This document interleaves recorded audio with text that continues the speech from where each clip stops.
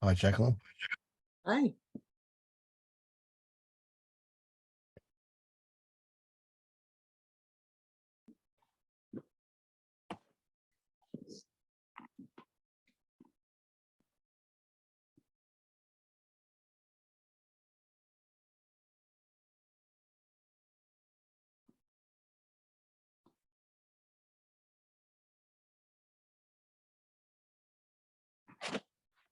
Paul, have you met Govinda,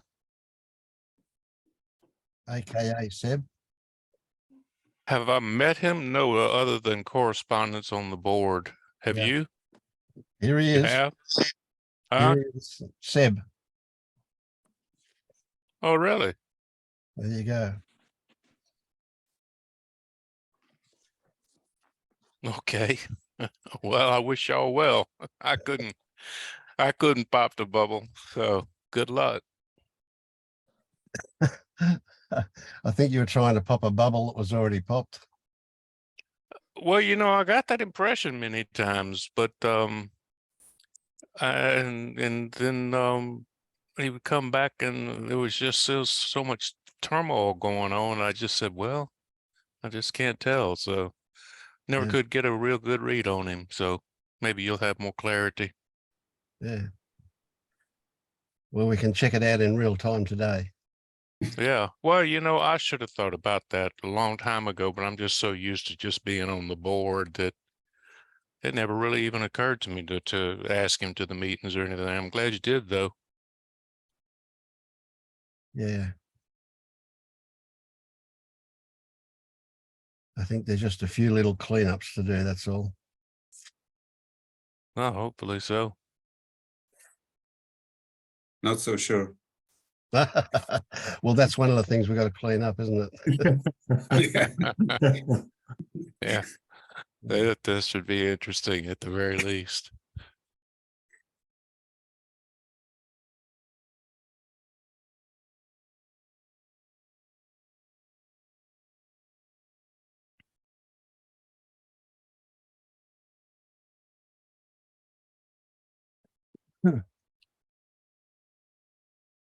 So tell us in a couple of sentences, Seb, why do you think you're not awake? I don't really know. To be honest, I'm a little bit clueless about all that stuff. I didn't have any particular start in any practice ever, and something was not right from the beginning of my life, basically, and I was just leaving it as it was, wondering why it is not fitting. Why am I not fitting? And it just stayed that way. I have no clue if how to determine. Basically, I'm really very intellect based. However, my intellect is not very, I would say, bright. I'm all right, I'd say, but I'm not super clever guy. So I'm not. I cannot tell, basically, and I don't think anyone can tell. I just don't know. Yeah, I don't know is the main theme of my life.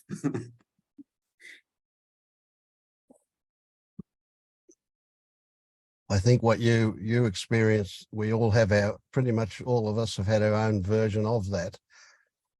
We don't get onto this spiritual path unless things are not good for us in some way. Yeah. And regardless of what's actual about your intellect, your intelligence, it's irrelevant in this.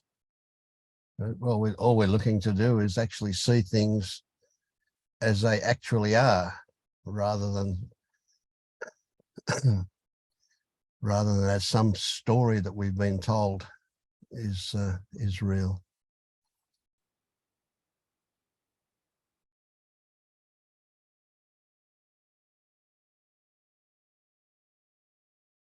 Yeah, the story doesn't fit at all. No. It's Crazy basically story. it's nothing. It's like, I don't know. It's irrelevant to anything really. Doesn't matter. I was unhappy. I used to be unhappy all the time. I stopped being unhappy. That's what I can say. I'm not unhappy. I'm not happy either. I'm neither happy or I'm unhappy. I'm kind of on the side of it. Or above or under, I don't know, somewhere else. I have no clue what that means. It's been like that for years now. I used to be happy as well, because I had something like they call it Satori or whatever, but it was a very long Satori, if you can say something like that. It lasted for months or a year, and I was really feeling ecstatic, almost like non-stop. I was so eager to sit and watch a wall, because it was so beautiful, and it lasted for so long. It went away. That is the problem now. You want to get it back, I guess. I used to want to. I wanted to, but I understood that it is not. Well, it is not. It's not something you can get back to, really. It may happen, but it doesn't have to. Just like it may happen that you are unhappy for a longer time or depressed, but it is not, something you can achieve to be unhappy or to be happy. Well, it happens. Unhappiness certainly is an achievement. We have to work quite hard to become unhappy.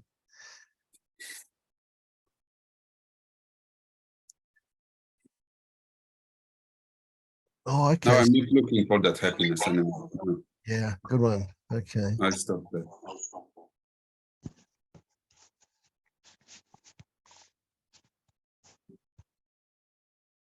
So what being awake is about, from where I sit, my perspective,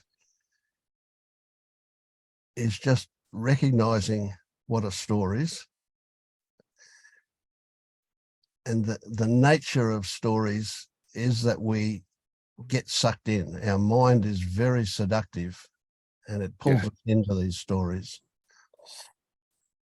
So being awake is not having stories. What it is seeing them when they occur. Yeah. And they will occur less and less as a result of seeing them, but it still happens here. It will still happen for a long time until something else happens. But for me, the awakening experience was the recognition that my current experience is it. It's the totality of everything. Yeah. And also the recognition that by the time I become aware of it, it's already in the past and finished. So there's zero point in wishing it to be different. In fact, that's where the unhappiness comes from. Exactly. Yeah. What is, and that's it.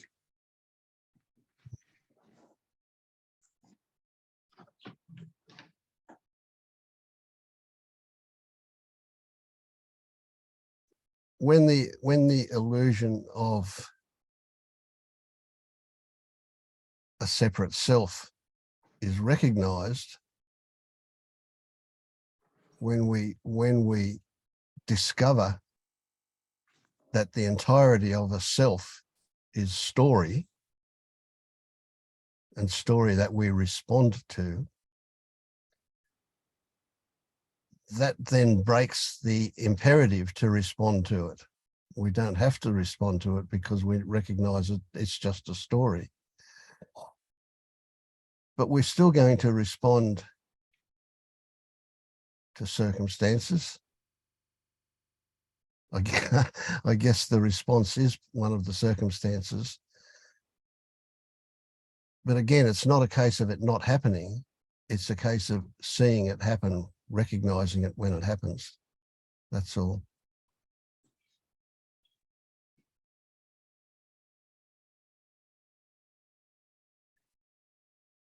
So what's your experience as far as being sucked into those stories? Mine. Yes. Yep. Yeah. I think after that Satori, whatever, it happened. I mean, I was sucked in completely, and I didn't even notice when it happened. It was just really like completely transparent to my consciousness. I just went in. Yep. And I recognized it years after, because I was lacking that state. So I was kind of disappointed that it disappeared.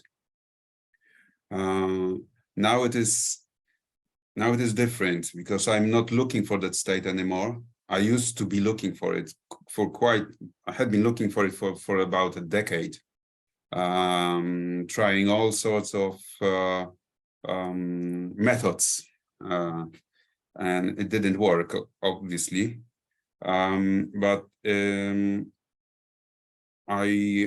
the moment, I am not sucked into the stories anymore.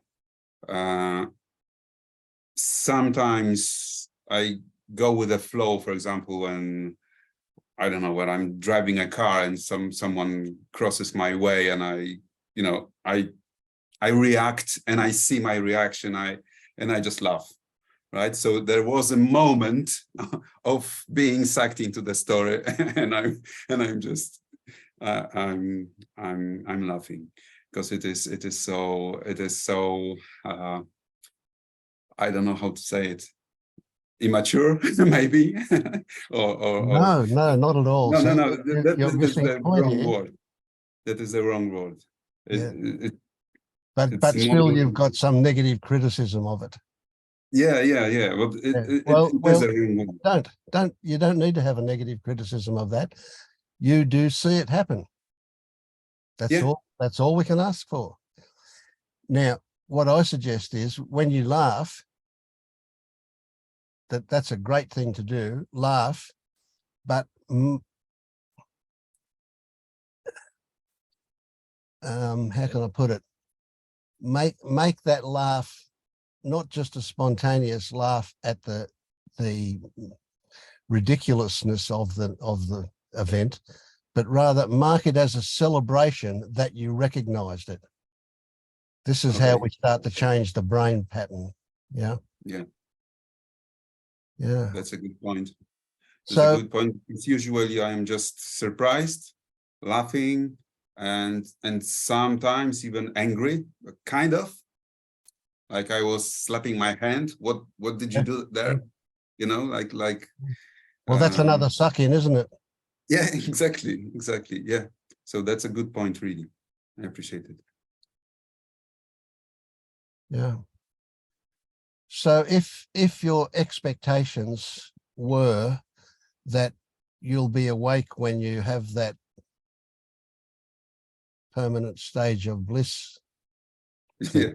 No, if not you anymore. give up that as your expectation, so tell me again, why are you not awake, or are you awake? You don't know. How to measure that? I don't know. I don't Yeah, know who is right. to be awake. I don't know who would be awakened. I don't know if it was my kind of character or a person that I am, well, embodying, or my person. I call it my human. Yeah. Sometimes to make it more intellectual, sometimes, because it is better to for example, when I'm talking to someone, it sets the paradigm of the discussion that I don't feel that I am that human that I am steering now, right?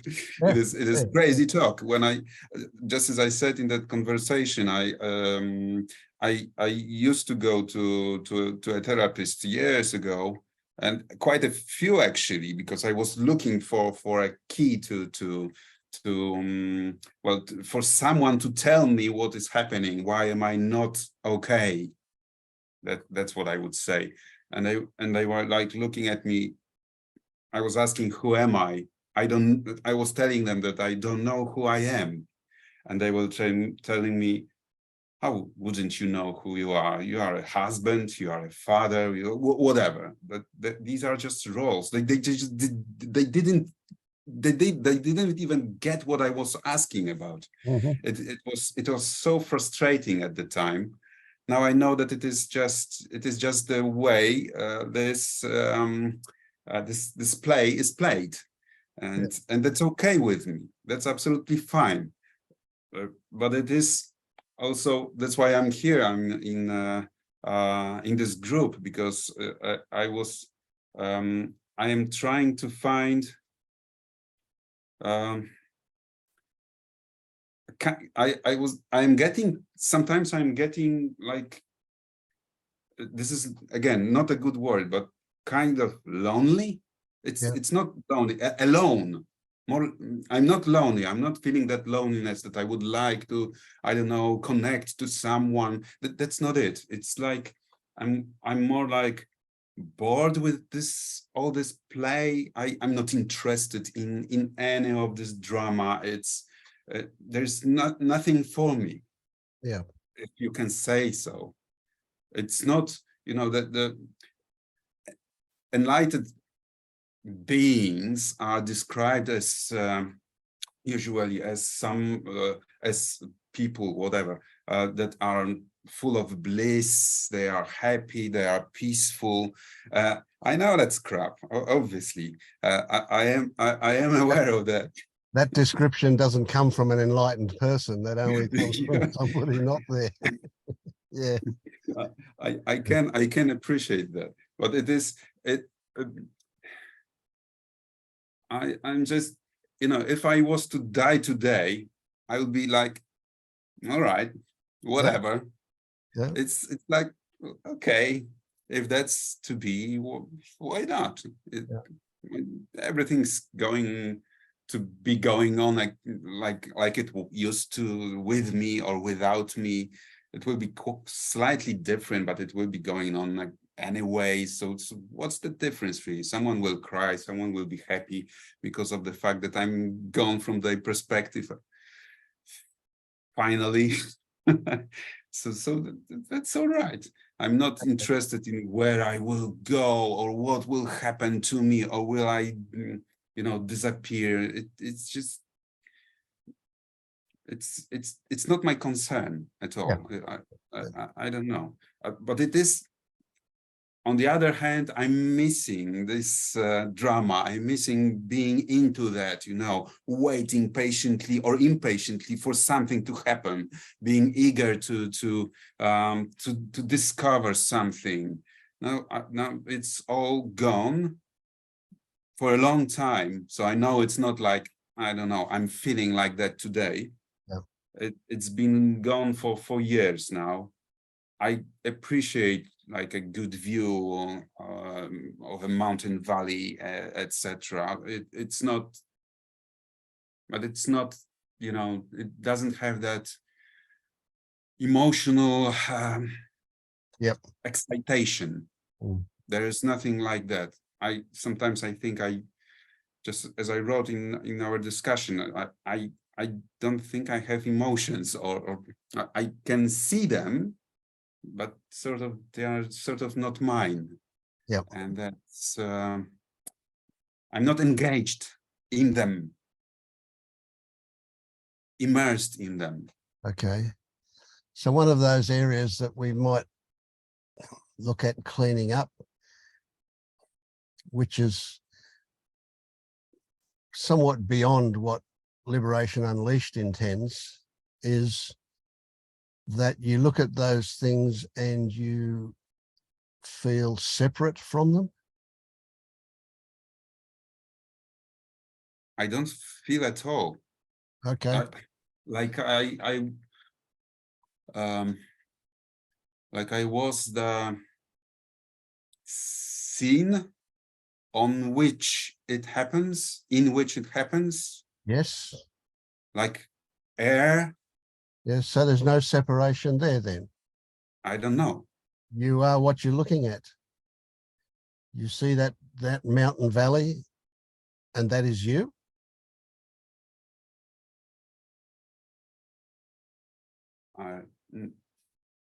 Well, Mountain Valley is, I don't know. I haven't looked at it that way. Okay. That's the thing. I haven't, these are the things that I haven't organized them, so to speak. A lot of it's just discovery about a perspective, a way of looking at things. And you can appreciate, I often use that old koan about if a tree falls in the forest and there's nobody there, does it make a sound? Yeah. And the answer is obviously no. All it does is it vibrates the air. Yeah.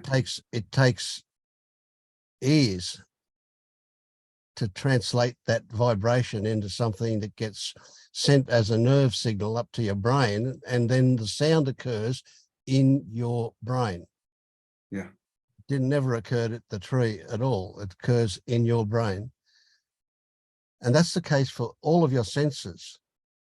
They all occur, everything occurs in your brain. The whole world is experienced in your brain. Yes, I see that. And if you can appreciate that, next time you look at that mountain valley, you will have a different relationship to it.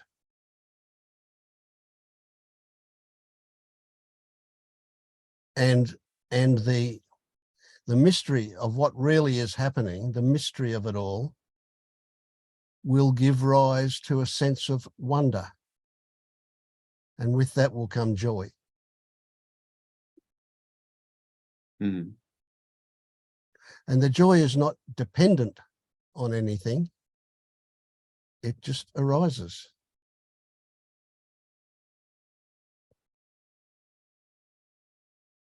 So there's a whole lot of different perspectives for you to discover yet, I think. Yeah, most likely. But where you are is a great place. It's you know, and of course you are a weirdo. There's not many people in the world like you. So feeling separate from most of the world, of their idiotic ramblings and whatever they do, again, that's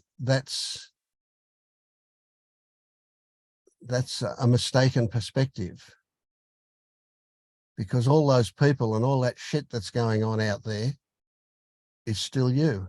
It's still coming from your perception. Yeah. It happens in your brain.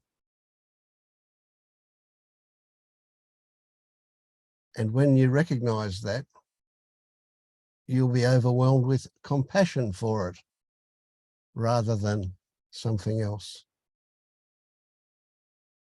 I see that, yeah.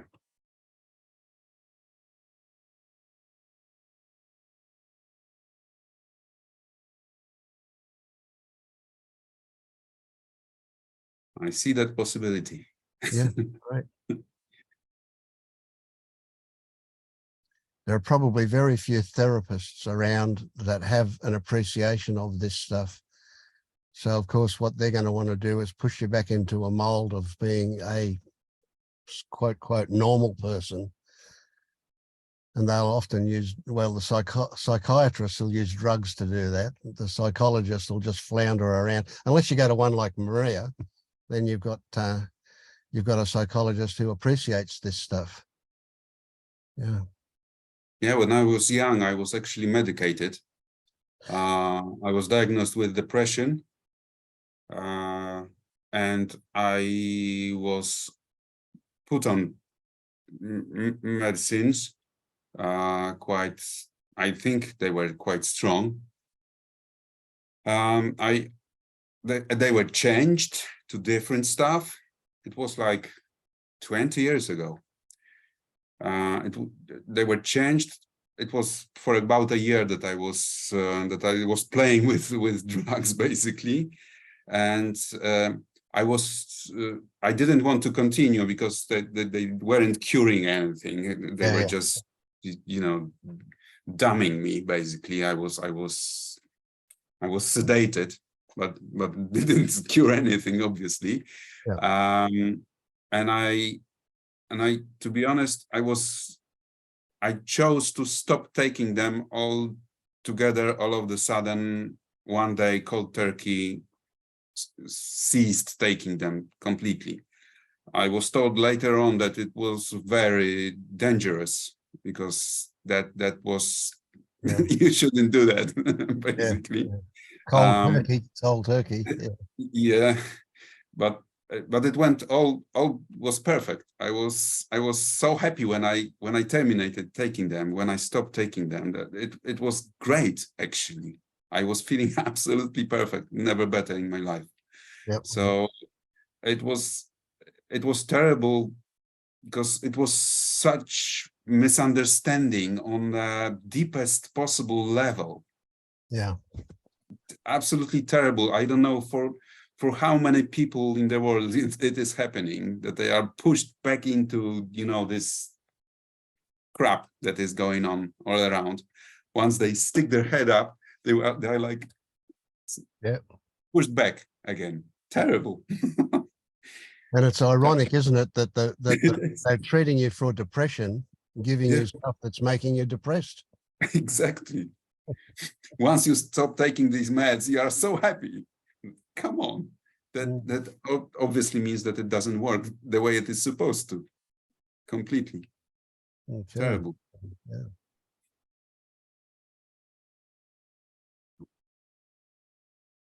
Well, I'm really glad you're here in this group, because you're able to see like-minded people and have a discussion that you couldn't normally have out there with people who don't know about this stuff. That's really, really helpful. That if that's the case, then that this is exactly the validation I was talking about in the thread. That's all I need, actually, because I don't want to feel like, you know, something is wrong. And I get this vibration all the time from all around. Something is wrong with you. Something is wrong with you. Everybody says that. Why can't you be like everybody else? Why can't you behave like everybody else? Why can't you talk like everybody else? What are you actually talking about at all? I know. Why can't we just drink beer and talk about, I don't know, plasma TV or whatever? Football. Fuck off. Exactly. Oh, well, very welcome. Very welcome. Okay, now I had a misunderstanding too. I thought you were Govinda, but here is Govinda. So we've got two Sebastians here. All right. So, but you know, you're both in very much the same situation. That's really interesting. Yeah. So I'll call you Seb, and I'll call Govinda Sebastian, eh? All right. I was confused too. Yes. Hi, Sebastian. How are you, Sebastian? I'm okay. Yeah, great. I'm glad you made it. I read your last comment and couldn't get into it in the thread. I read your last comment in the thread. Yes. And I couldn't get into it. I was. Oh, okay. I don't remember what it was. Yeah. Some exercise with the cup, and okay. Yes, got it. Yep, I do remember now. Yeah. Yep. Okay. So what I was wanting with that exercise was for you to discover. Okay, so look, let's go through the exercise, and we'll do it in imagination. So essentially, if you take a cup and put it in front of you and look at it, really focus on it, you will reach a point fairly quickly where what you are seeing are just colors, texture, and form. Right? It ceases to become a cup. What there is input through your eyes, and if you eliminate stories about what you're seeing, and calling it a cup is one of those stories, because that label, that concept of a cup, implies that it's a container for something for you to drink out of. It implies a whole lot of things that aren't actually there when you just look at it. So when you just look at it and you're seeing these colors, they will become more and more, how can I put it, intense. So let's say it's a white cup, you will start to see a range of whites, not just white. There'll be some that are a little bit darker and some that are a bit lighter. And then you will see textures. You'll see that what you took to be smooth is in fact textured. And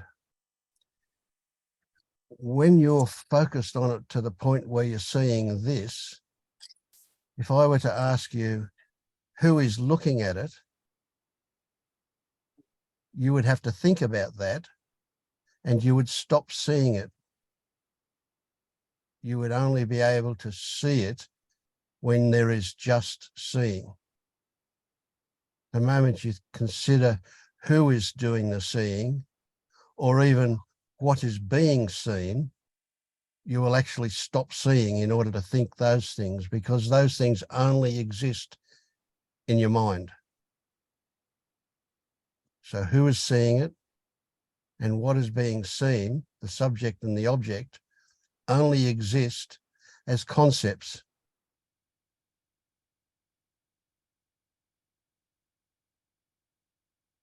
So seeing is the only actual thing that's happening.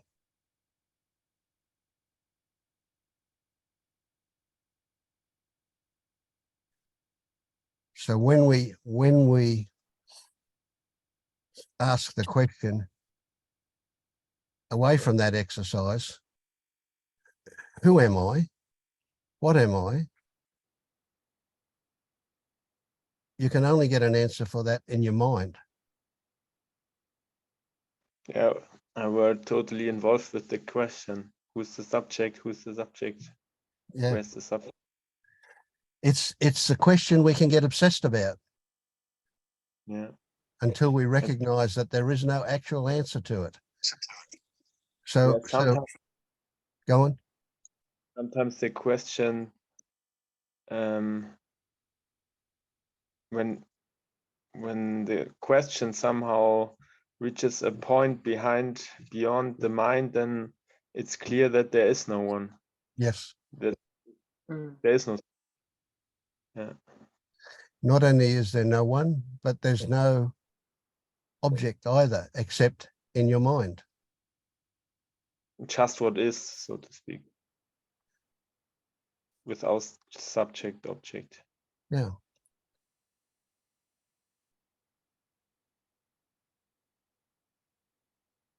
So our language, English language, and probably quite a lot of other languages, insists on a subject and an object. Yeah, very much. But it's just a story.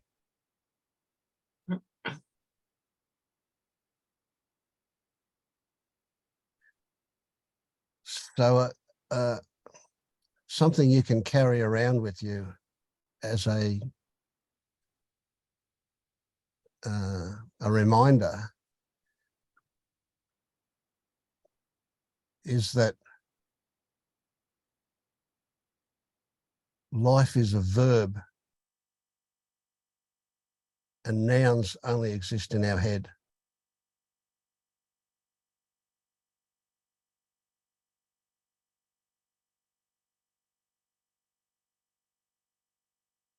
Like another exercise that I use a little bit is, how do you know that you've got a back of your head? How do you know that this exists without touching it? Without touching. Yeah. Right now, if you sit still, you don't know that there's a back of your head, do you? Only mind would say that it exists. Yeah. It's a concept. So the only thing that is actual is your current experiencing. Everything else is concept, just a mind thing. Even experience could be artificial. There's that experiment, brain in the tank. Yeah, yeah. Who knows? Maybe we are just a computer game being played by aliens. Who knows? We don't know, do we? Yeah. Yeah, actually nothing can be known, nothing. Absolutely. So all we have are beliefs. All we have are stories that we respond to. All day, every day, we respond to stories. Yeah. Is that the key point? Not believing in stories? Well, we can't know any story, can we? We can only believe it or not believe it. So if we break up stories into useful stories and rubbish, then most of them we're going to just dismiss as It's rubbish. bad. Sorry?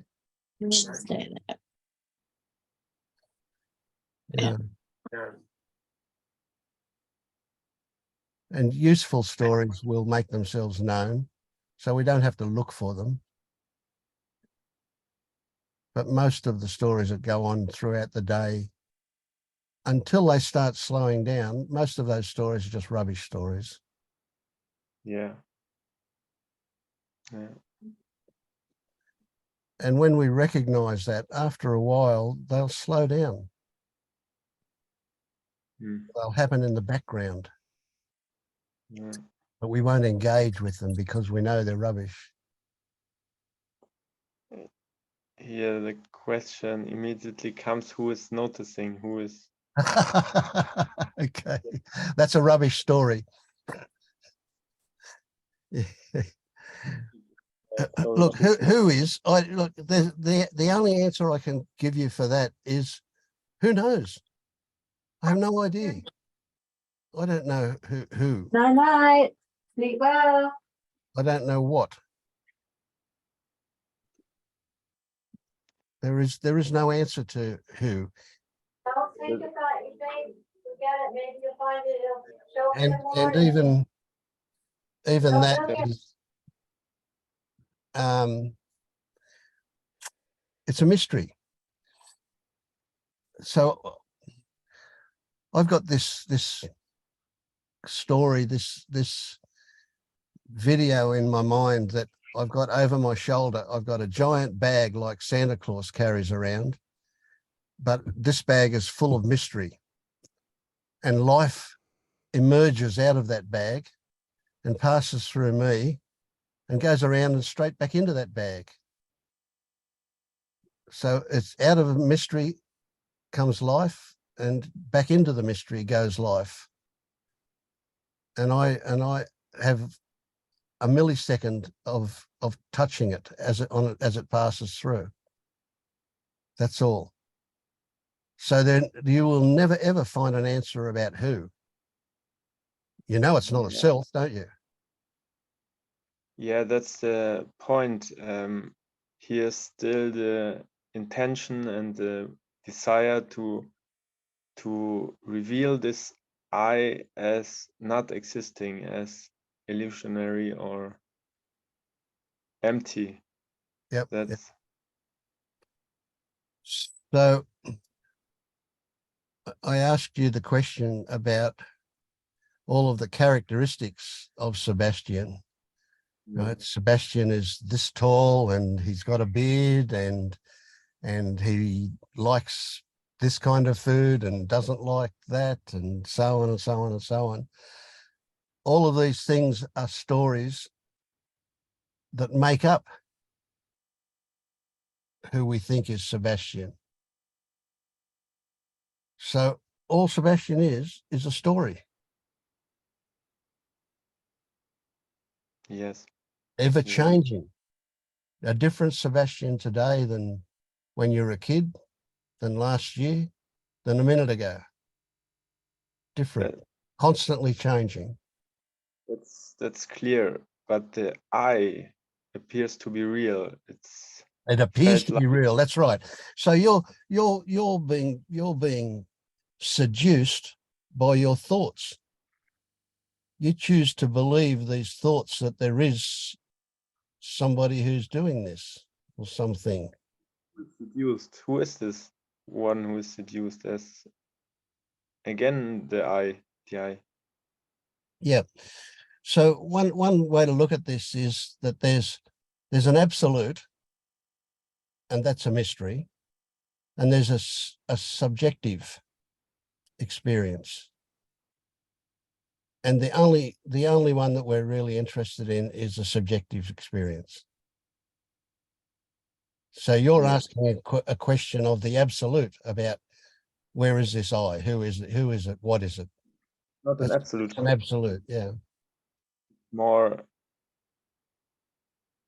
yeah, as I said, the desire to see or reveal this I as not real, because it feels so real. It feels like Of course it does, yes.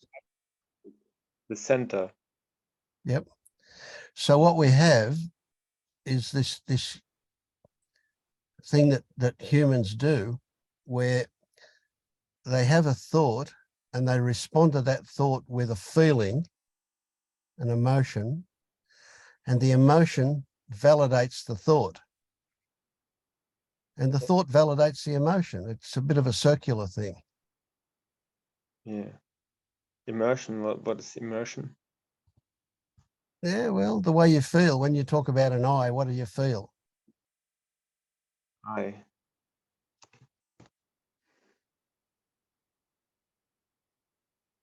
Somehow feeling I, my body, especially head area. Yeah, in the West, we think mostly the I exists somewhere in the head. If you belong to some American Indian tribe or somebody in South America, you would think the I exists in the heart. Yes. So it depends on the culture that you've been conditioned by, where you think that I exists. Yeah.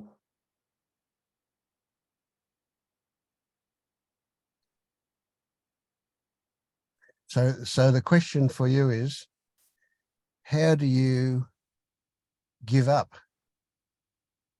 the obsessive search for something that doesn't exist? How? How do you give How? up that search? That's a funny question.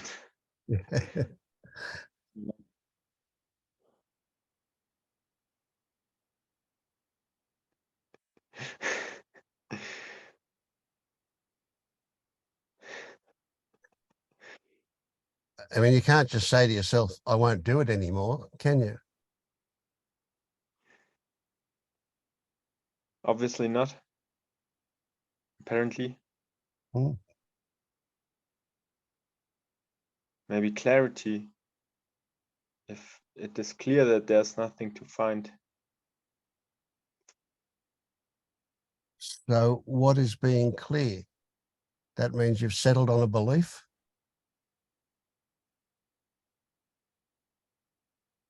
Apparently. But how can a belief have any value? It's just a mental story you've made up.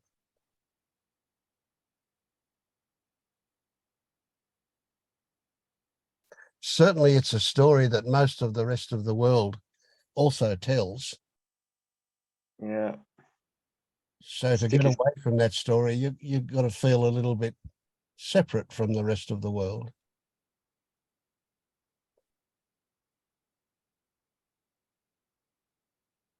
By believing the story, or what context? In mean? order to not believe the story. So how do you do that? How do you change that belief? I mean, you can't decide to do it, can you?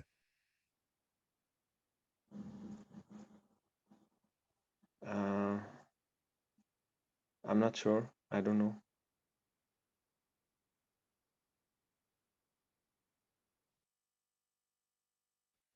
Help me, Alan. What would you say about that? How would you change the belief? Well, this is where, for me, it's just a matter of actually looking and being honest about what you see. And the thing that changes the honesty is the mind kicking in. It tells a story about what it thinks should be there.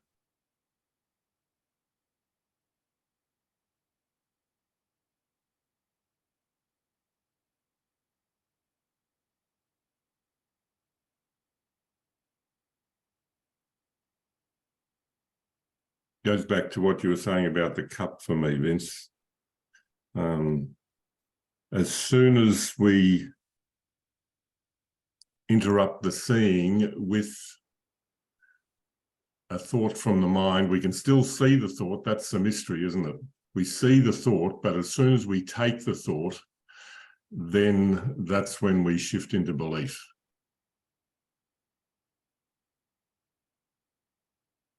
So how can Sebastian change that? Well, it's not a matter of changing anything, really, is it? It's seeing the truth of what's happening. Okay, so what Sebastian is seeing is a lie?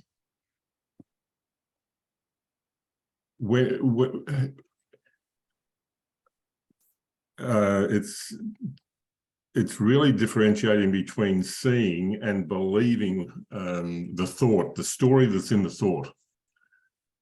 The Okay, experience here is that when a thought arises, we see it, and something happens so quickly that we take that thought. That's the default position that we're conditioned into living with. We take that thought and believe the story that is in that thought, and we don't realize it's happening. That's the believing. right. So one of the things that I'm not sure that you're pointing to, but one of the things that you just said was that we are very quick to jump into believing that thought, that if we were to put a little space between the arising of the thought and the acceptance of it, then we might see something.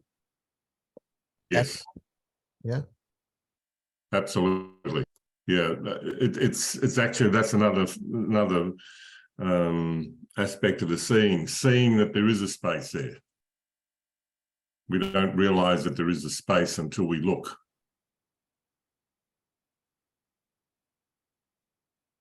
Do you get that, Sebastian? Yeah, I get that. And there's still an I involved that is doing the seeing and creating space between. Well, that's another story. How do you Yeah. know that's the case? You don't know Yeah. that's the case. You only believe it. I guess Yeah. one of the things that we need to appreciate is that happenings happen because of circumstances, because of conditions. So for anything to happen, all of the conditions that are required for it to happen have to be present and lined up. But yet, if you take any of those conditions, they also rest on other conditions. And this goes on and on until you can appreciate that for any happening to happen, what is required is a complexity way beyond what the mind can appreciate. So you simplify things by saying, I did it. But the mere fact that you're sitting there relies on a whole lot of conditions. It relies on you being healthy enough to do it. It relies on you having a chair. It relies on the chair being resting on a floor. It relies on all of the conditions required to make the chair, all of the conditions required to make the floor. We can go on and on and on forever about all of the conditions required for you just to be sitting there. But you simplify that into a statement that says, I did it. It's me, I'm sitting here. For normal social interaction, that's fine. But you sitting there isn't a thing, it's a happening. It's a verb. Yeah. Also the noticing, not I notice, noticing happens. Yes. Yeah.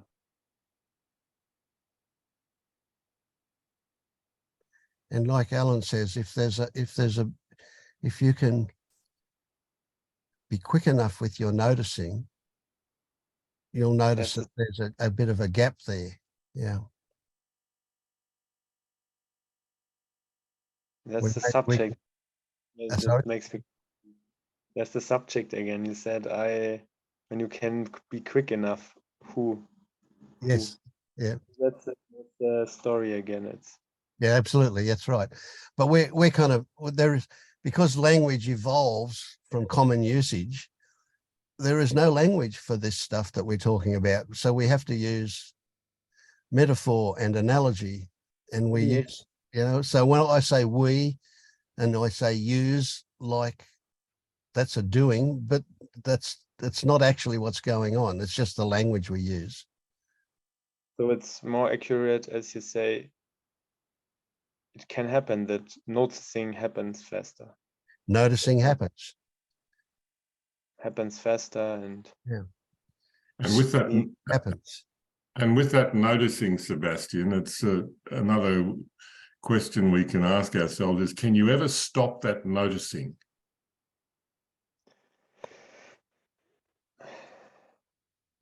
It's kind of reverse to what happens is reverse to what we think happens. We think, oh, I've noticed this now, when in fact, if we find ourselves just looking, just noticing without the mind, we're seeing things that we hadn't seen before, because it's as though something that has been blocking it is no longer blocking it.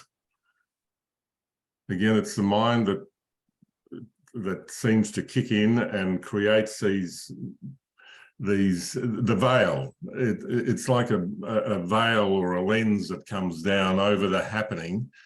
And there's a clarity and noticing that comes that we realize that we've actually been seeing this all along, but we just didn't realize we were seeing it because something clouded it, for want of a better word.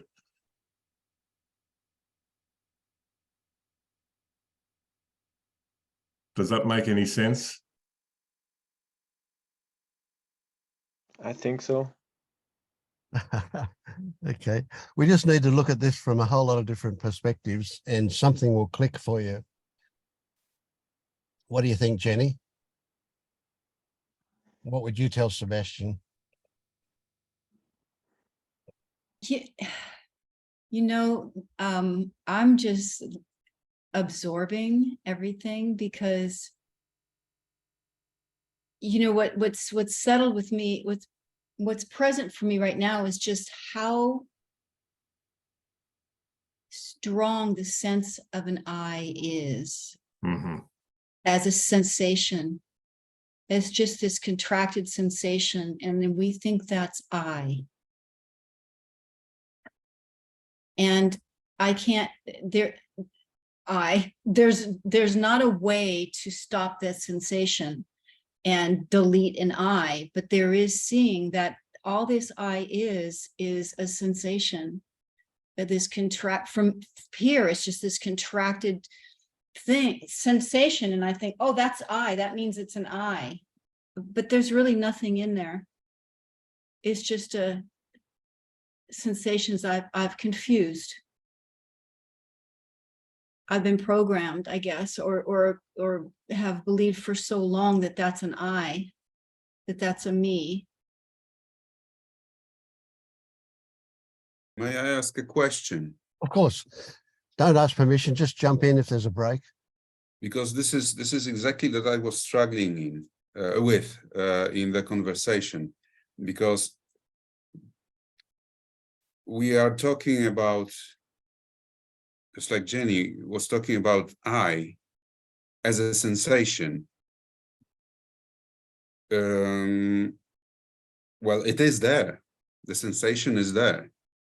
So we can say that the I is there. It is a sensation, but it is there. It's a sensation that we've labeled I.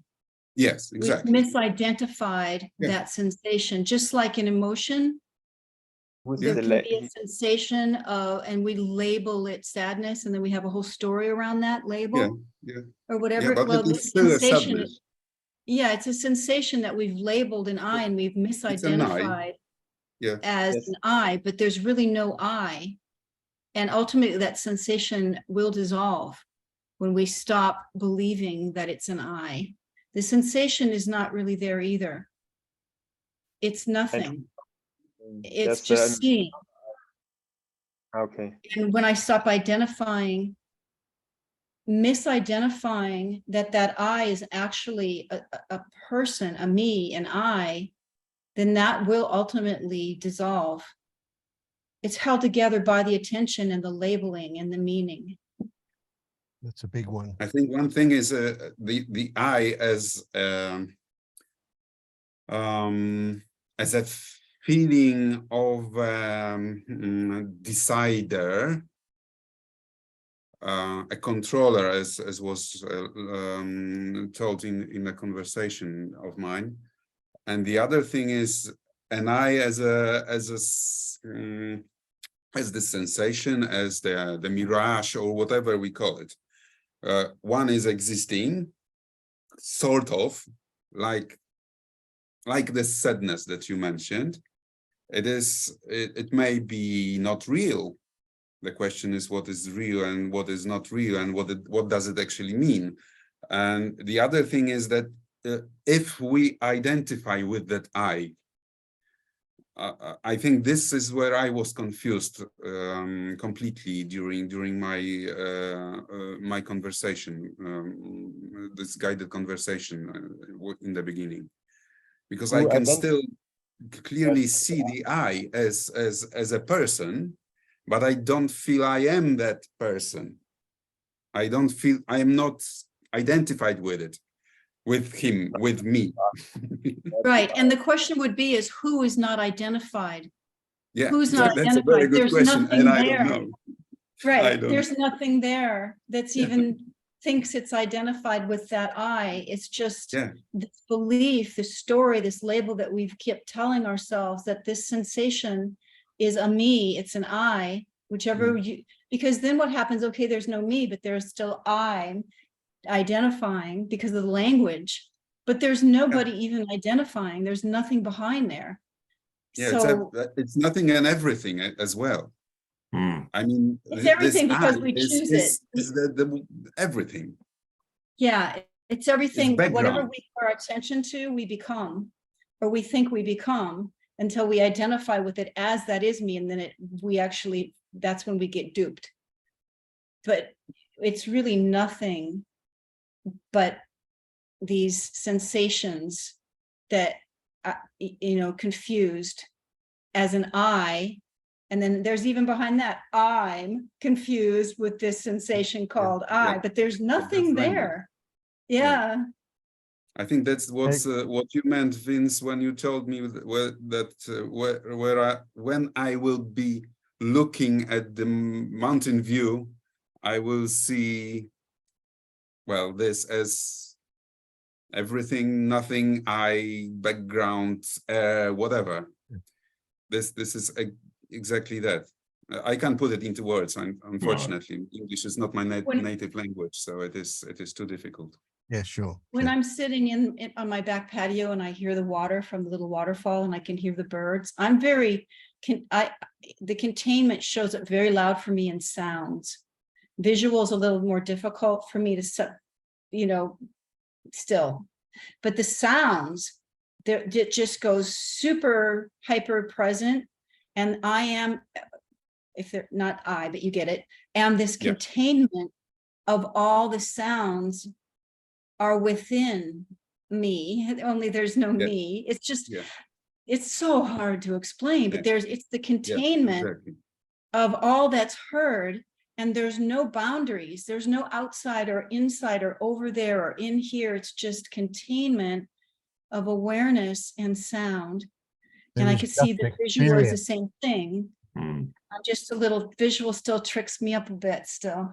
Yeah. There's something else here too that I find very useful, and it's part of the noticing, and it's something that we label attention. We bring our attention to something that we define with the mind, and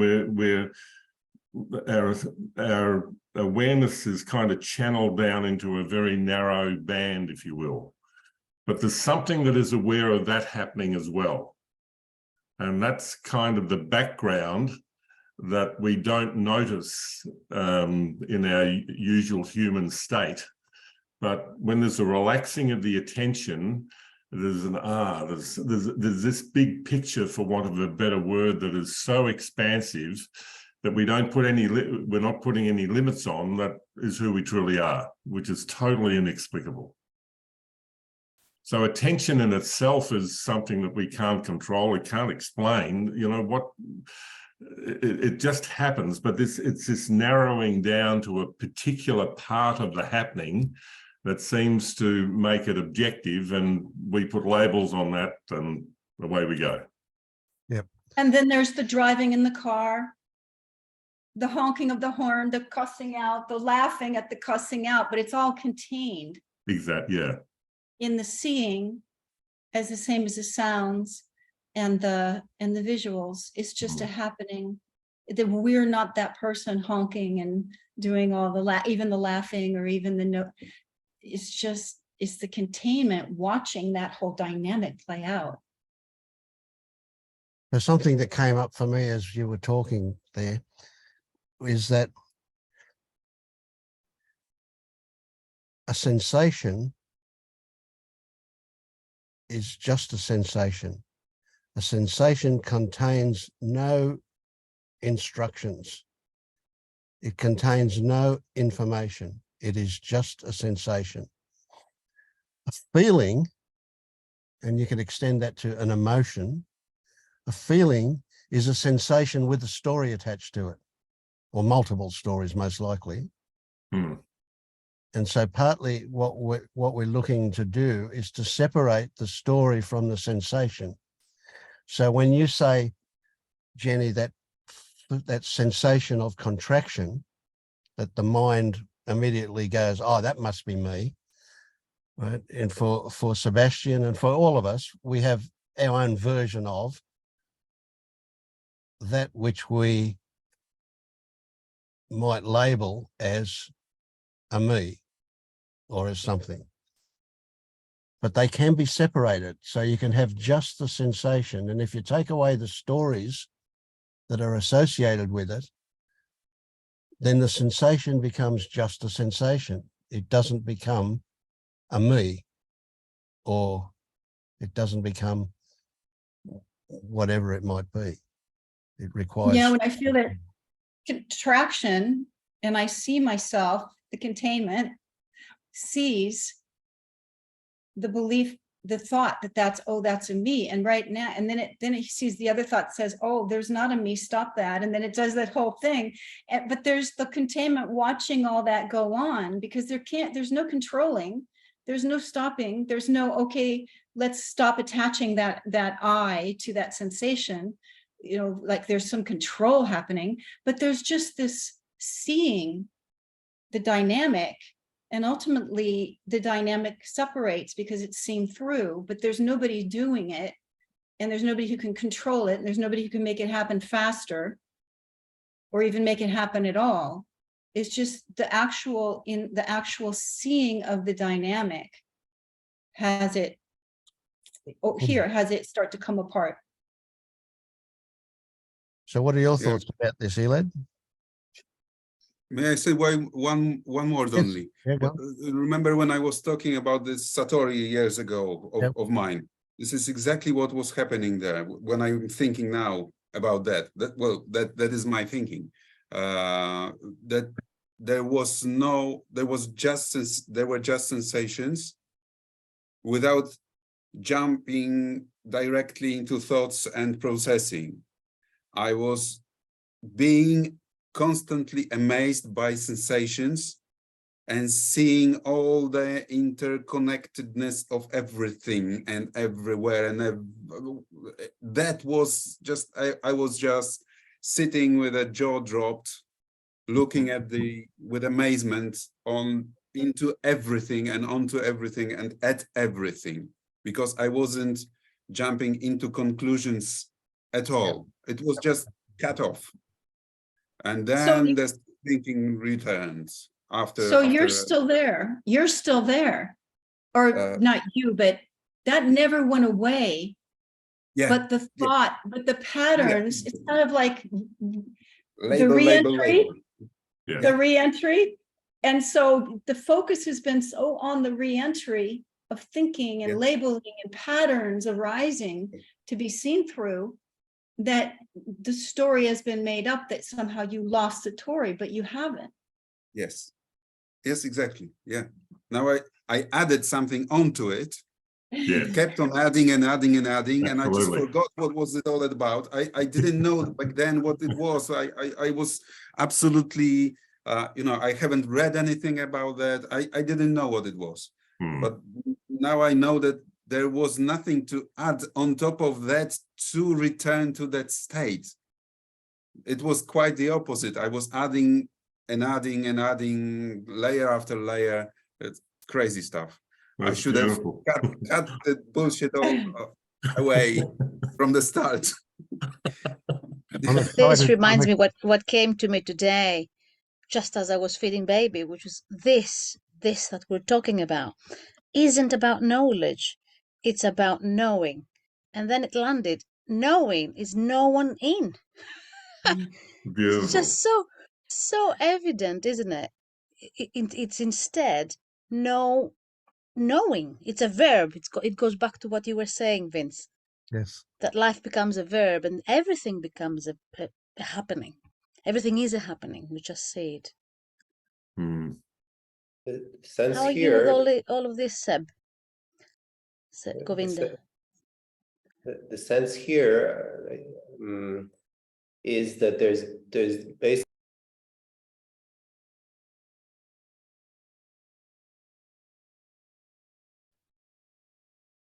You dropped out, Elad. yeah, funny timing. The sense here is that there's basically like there's identification and disidentification, and like when identification falls, when there's not identification with something particular, there's like this mystery, what happens often is identification here, often with thought. Like often there is identification with thought, and then the story itself, subject, object, and so, and yeah, and the sense here is that like there is no ultimate knowing. What there is that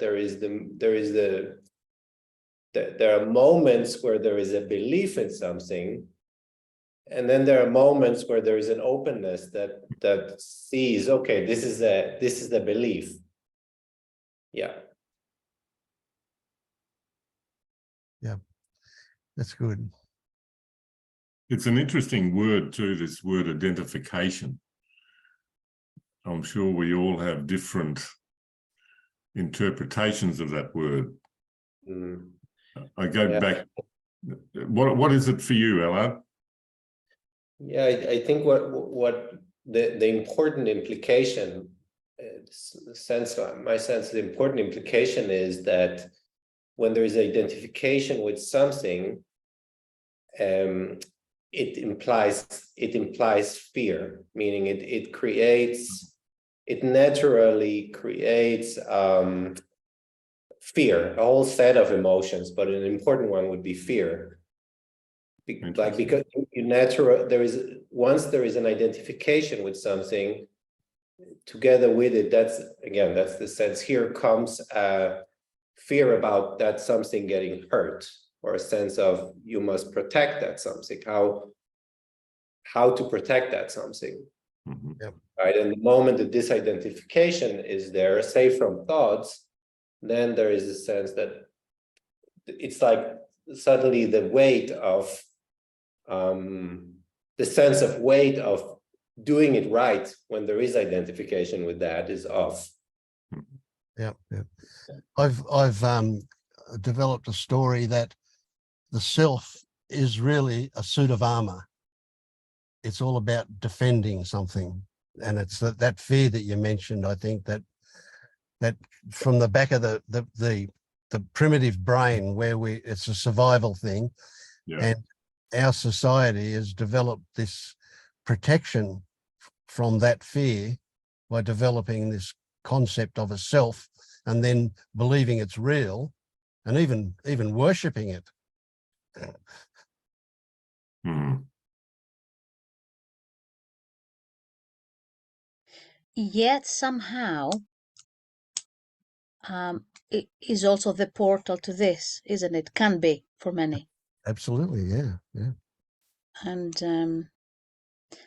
it's interesting we're coming back to fear, because as I was listening to, oh, Govinda just gone. Okay. Maybe I'm not meant to share. There's no one there. He's landed. Fear. I was wondering if there was fear in the system. Because when it's so difficult to talk with the dualistic languages, by its nature dualistic, isn't it? Even when we say expressions like when we stop the belief, Mm. in this, there is an implication, or it can be heard by many as there is a doing that's happening, that we have to do something to stop the belief. And so that hooks people into, or the mind in the people gets hooked into, oh, what else do I need to try? And then there's more trying, and there's more doing. And I just wanted to offer that to Govinda, because I could see him doing that. I could see him going into away from the direct experience. And, Yes. whereas all that we were pointing is what's here now. If it's fear, it's fear. That will go through the fear. Maybe that's the psychotherapy story that was held here. And the only way out is through. Yeah. We can only meet them where they're at. If Govinda is listening, or whenever he I comes imagine back. he'll be back in a moment. Yeah. Believing is the action, isn't it? So you have to do believing, and you actually have to cease believing. Kind of. Yes. Stop Yes. doing. Not do So it anymore. the experience for me, in my experience, was that belief just dissolved. Yeah. Effortlessly. effortlessly, yet through the continuous redirecting back to experiencing and noticing. Boom. There was no expectation ever. I didn't even know the notion of awakening back in the day when I was started the inquiry more consciously. What's clearly seen here that I've always been here. I've always been. How can I not be here? And Uh, we don't do believing, and we don't stop doing believing. It's all in the containment, the noticing that there is a belief happening. It just dissolves. I guess that was the And then when experience. there's a Just simply noticing, the dissolved. believing, it's seen through. So there's nothing to believe in anymore, but nobody's doing it. It's not, there's no controller saying, oh, I'm believing something. The attention just attaches for some reason. Yeah. And if it attaches, then attachment is happening. That's also seen. Mm. So without any conscious awareness of it, the normal thing is that we adopt beliefs that make us feel good, and we reject beliefs that make us feel not good.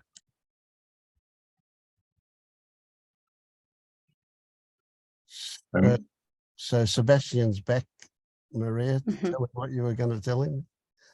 Oh, I forgot all that I said. Memory is leaving me. Let's see what's coming. Govinda, I'm not sure if you heard. I heard you. I just wanted to write something. That's why I Okay. turned it. You wanted to write. What did you write? Yeah, you're talking about attachment and identification, but that's the core problem. That's the subject-object division implied, which is the fundamental basic illusion. That's, for me, it's circling around the I, which is not questioned. But Okay. Yeah. So there's something in you that knows it's an illusion. yes, Who knows that? What knows that? How would you, what words would you use to describe that knows that? Are there any words for it? yeah, that's beingness, maybe isness. Maybe. Beyond birds and beyond mind. Beyond birth and beyond mind. Is that a mind construct or is that an experience? Neither. It's undescribable, maybe. Or it's difficult to describe. It's neither a experience nor a thought. It's just what it is, the natural reality, so to speak. Yeah. So does that place that you identify, the natural reality, has a need to jot notes down to remember later? Does it need to remember things? No, it's pure love. No need for anything.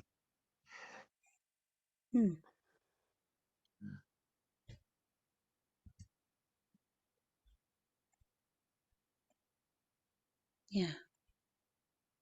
So I've come to the conclusion that 99.9754% of my thoughts are absolute rubbish, not worth me putting any attention on.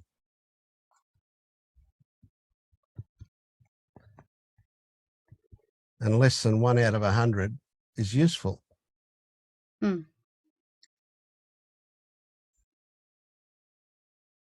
You're abiding in this, you're saying, Vince, aren't you? You sort of, yeah, there's an abidance, how do you? Yes, yeah, that's a good word, yeah. Yeah.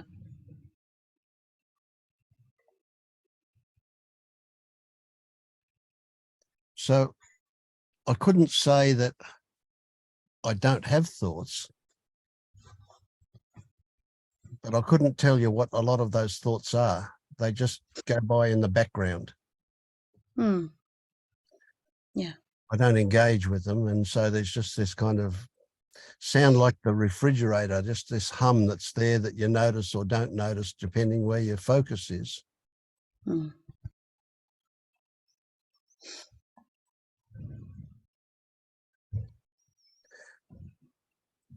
So, Jeff, Govinda Sebastian is locked into believing a lot of his thoughts.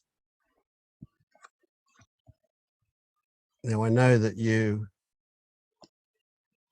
recognize the reality there. How can you, what can you say to him to help him drop that obsessive belief that there must be an I doing all of this stuff? Hard question. I came in rather late and I didn't hear a lot of the background.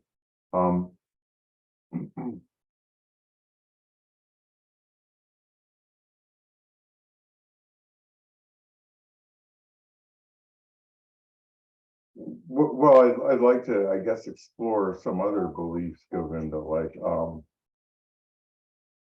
do you think anything can be different than it is?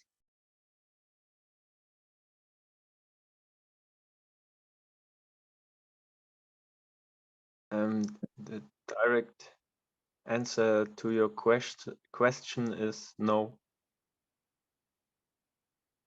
So when you make a plan,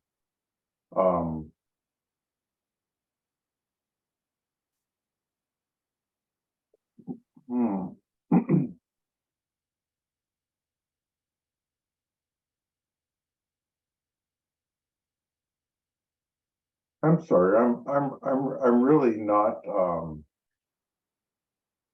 I got back from a long bike ride, and I don't think I'm up. I don't think I'm up to processing it. I'm sorry. So I'm gonna yield the floor. I liked where that was going, though. So you make a plan.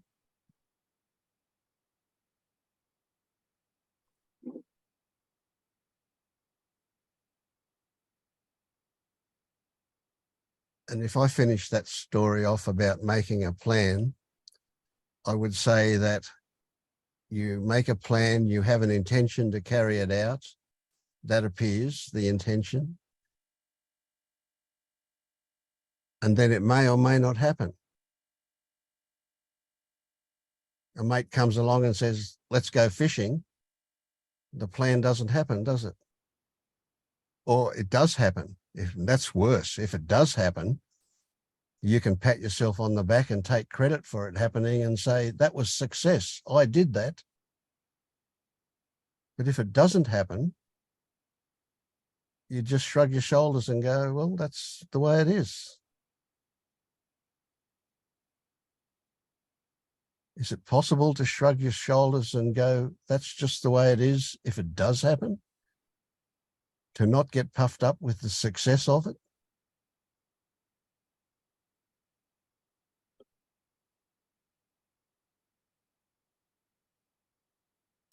I'm a golfer. I like playing golf. And I step up there and I'm going to hit that ball and I'm going to hit it straight down the middle of the fairway and I'm going to hit it a long way. And I take a swing and I knock the ball off and it goes 2 meters and stops. I mishit it. Or I make really good contact and it goes straight and long way.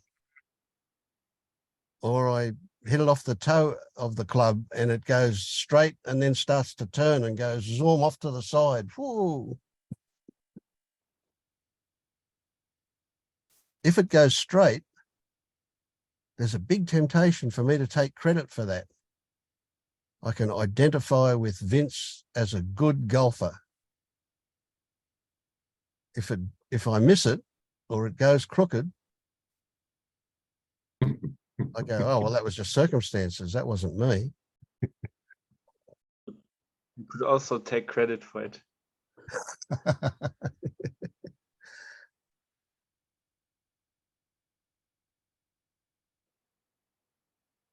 Being angry or something. Well, I also recognize that if I get angry about that shot, it's going to affect my next one.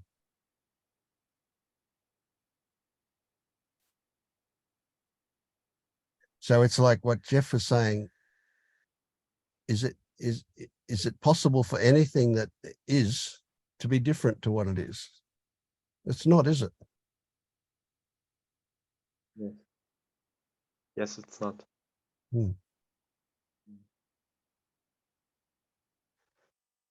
It is amazing because nobody sane recognizes that. I mean, from my surroundings, they always want everything to be different than it is. Mhm. And it's a main point of their frustration all the time. They don't want it to have happened. They don't want it to be happening, and they want certain things to happen in the future. And they are so attached to that wanting and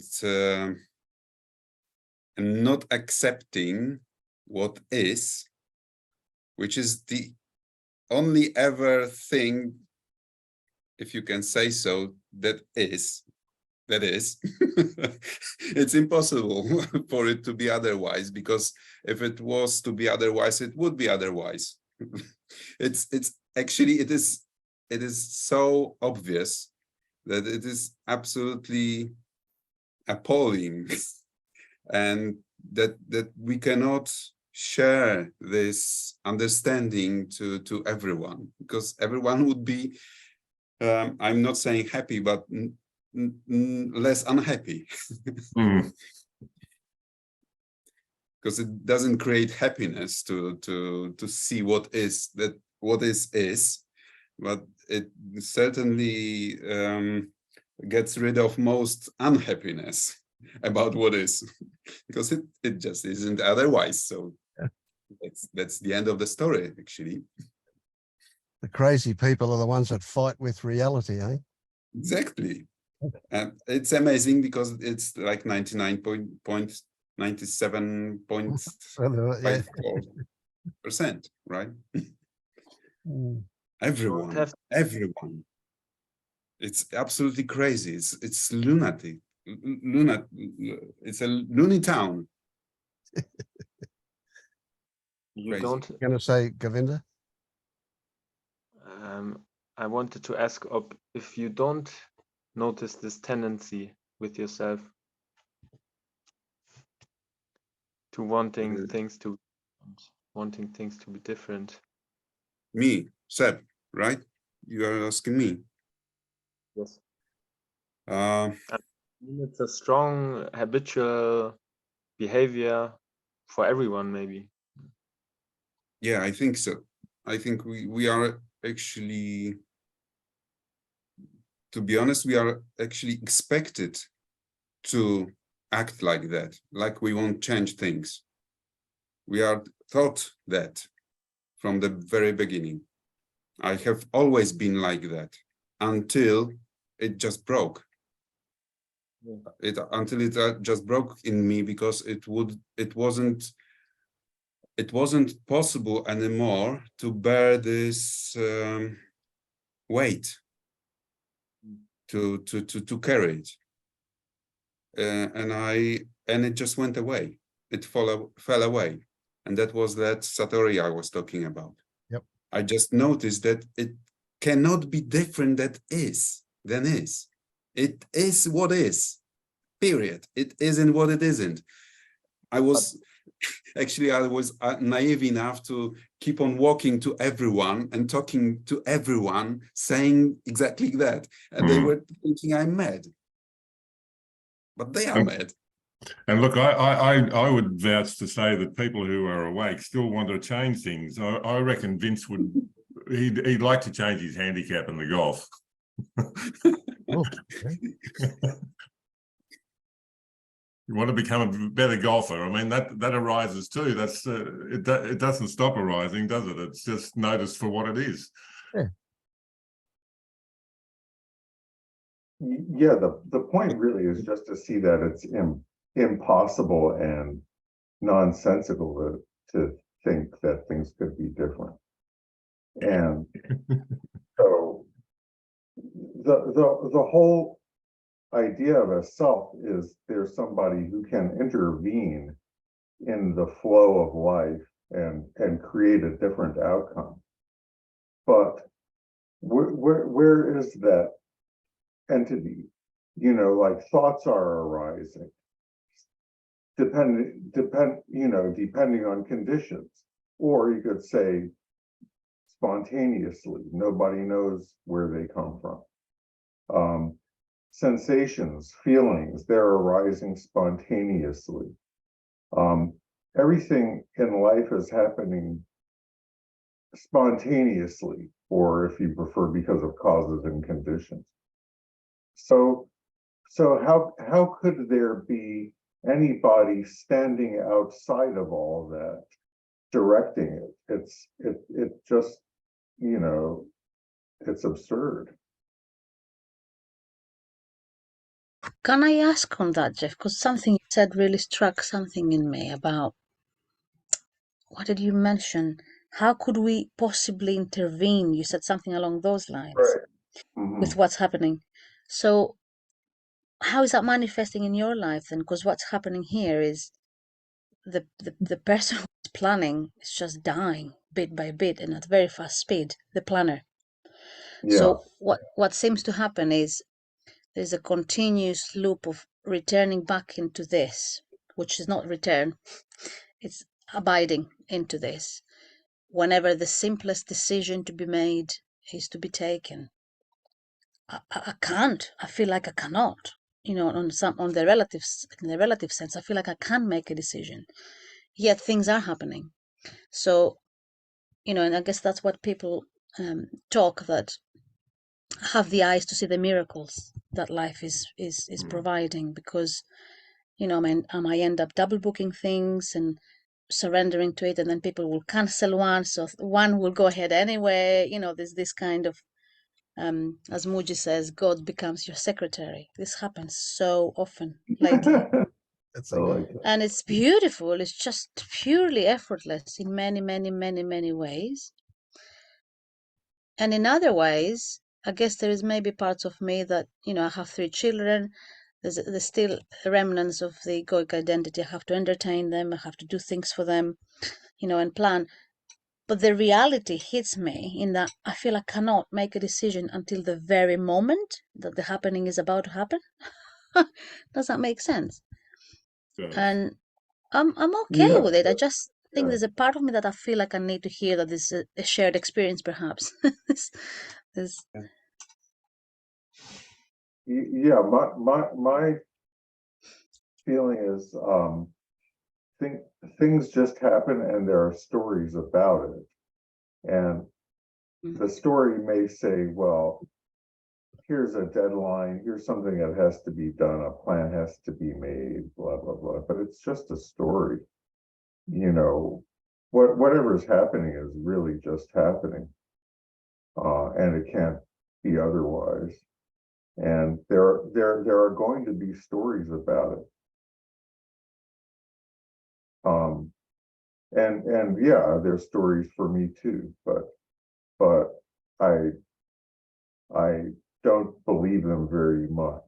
I entertain them as a little sometimes when it's useful, and sometimes I even get a little stuck, but it's always possible to see that there's just life and then there's stories about it. And the That's stories helpful. don't do anything. They're just stories. They just refer to other stories. Yeah, Well- and you saying that I can really identify when more often than not, I just want to just sit, be indoors. I don't have, there's not a lot of craving or to do something unless it's there. And then if it's there, it happens, you know. So when I have the children in the house and there's a story that keeps coming, I'm not entertaining them, or they're watching too much telly, or, you know, there's a story that comes in to really, yeah, the victim story is playing. Mm. Well, then other times I take them out and we'll go there and we'll go here, and it just happens. So yeah, it's useful to hear. You know, Thank to you. add to that, for me, even the planning is just a happening. You know, because I went through a time where I tried to control planning, and planning happens or not planning happens. And I don't count on the planning because even the planning changes. But it's still a dynamic that is included in all the happenings without expecting it to actually happen. I want to relate also to what you just said, Maria. The sense here is that it's like there is some kind of process, and this is on an emotional level. There is a process of basically kind of trusting that, and you could say, in a sense, the other side of that is a pattern. It's a habitual pattern of, it's a kind of a fear-based belief that if I don't, in a sense, strain, like kind of control more, improve something, strain, something bad is going to happen, right? Like the day will come where I will sit and I will be sad for what I didn't do, right? Which can then, I'm not going to go there, but that can then be related to experiences, formative experiences, and But bringing it back, it's that this process that I experience, it feels related to what you speak about, is this kind of process of, it has to do with trust, and it has to do with like looking into whatever, if thoughts come up, are they is this actually kind of a fear-based pattern of like, right, that actually doesn't have any real evidence that it's doing any good. It's more, it's kind of a pattern that historically have caused a fair amount of pain, and it's less clear how much it has caused something good versus real impulses to do something, whether it's plan or pay a bill. That's the kind of stuff I'm not a fan of, paying bills and stuff like that, you know. But sometimes there's a real impulse. Now's the moment, right? Yeah. Yes, spontaneity. I guess that's what I was. Yeah, there's no other way to live life. And whereas in the past I would plan things, you know, for the kids, and sometimes that happens, as you say, Jenny. Sometimes this planning just emerges and it happens, and fine. But yeah, I would strain a lot to plan a lot and plan in advance and make stories around that. And there seems to be definitely more of a relaxation, resting back into things will happen, and life will happen, and life will run, and you know, the children will meet other children in the park, and I don't have to strain myself to make it happen, you know. Yeah. And something Just I had said about trust is an interesting one. Trust that everything is okay, will be okay, even though the future's only imagined. But in the early days of waking up, we're still developing that trust. We're still learning to relax into lifing. yes, not even Do having you the need to actually- trust. Do you actually need the trust at all? I mean, the trust is another label, isn't it? Yeah. It's like a positive approach to whatever. Positive, negative. It's again another label. Whatever is happening is happening. Whatever will happen will happen. Yeah. Kind of, because that's that future. And our But our conditioning is to we habitually mistrust. That's why Oh, we yeah, feel maybe. we need to Yeah. control things. Yeah. Yeah, it's like I think in my layering. mind, it goes under the label, let go of the mistrust instead of start Yeah. trusting, right? Let that just Hmm. flow out of the window. Just open the window, let it flow out. That mistrust, Yeah. not, Yeah, it's the- not apply a trust on top of whatever is going to happen. Yeah, it's the layering on top that we do of what we already are, which is, I mean, even trust is a concept. What we already Yeah. are is very free, and we breathe and we move and things happen and life happens. And then, so it's really not to trust, but to see the layer of control that we have, the illusion that we have. And as we see through that, then we're left back with our freeness. Even the trust is a kind of a control. Right. Right. It's Yeah. another concept because there's nothing but freedom and breathe and just movement and seeing. And then this duality of trust and not trust that we layer on top. These are both And we try to get rid of the Yes. mistrust and we try to risk the trust and then we make this whole Exactly. scary dynamic. Yeah. Ellen, I'd like to come back to a word you use because I think it's part of lifing. You use the word impulse. This impulse comes to do something. It's not a thought. It's an impulse, and it happens all the time in the most mundane things of life. Apparently mundane. I had a situation last week where I had a car booked in to get a couple of new tires, and the guy had put himself out to say 2 o'clock in the afternoon. And things were unraveling at this end, and it wasn't going to happen. And the story was here. How can I ring this guy? He's put himself out, and there's a whole story. But there was this impulse to ring, and to say, look, can you do it at 3 o'clock? Call up, and the guy said, oh, I'm so relieved that you've asked me to do that. It was all perfect, but there was that impulse to do it, in spite of the stories, and it just rolled out in such a harmonious sort of a way. So it happens all the time, every moment.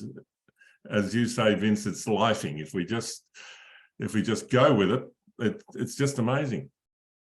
Yeah, let it happen. Let it happen. Yeah, be carried in the moment. and it's an absolute mystery where those impulses come from. We haven't got a clue.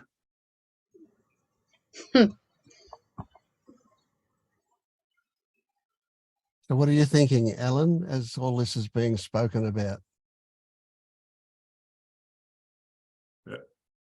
Me? Are you talking to me Yes, or Alan? the other Alan? There's two Allens. All right. Yeah. Girl Alan, guy Alan. So the insight for me, the last few days that's really dropped in and it's really created a significant difference, I think, in perspective is dropping the belief that anything can be done wrong. We're talking about making decisions and planning and things along those lines. I like what Maria said about kind of the spontaneity of like not necessarily planning the decision, but waiting for the time to come when the decision is in front of you to make, rather than I saw the tendency to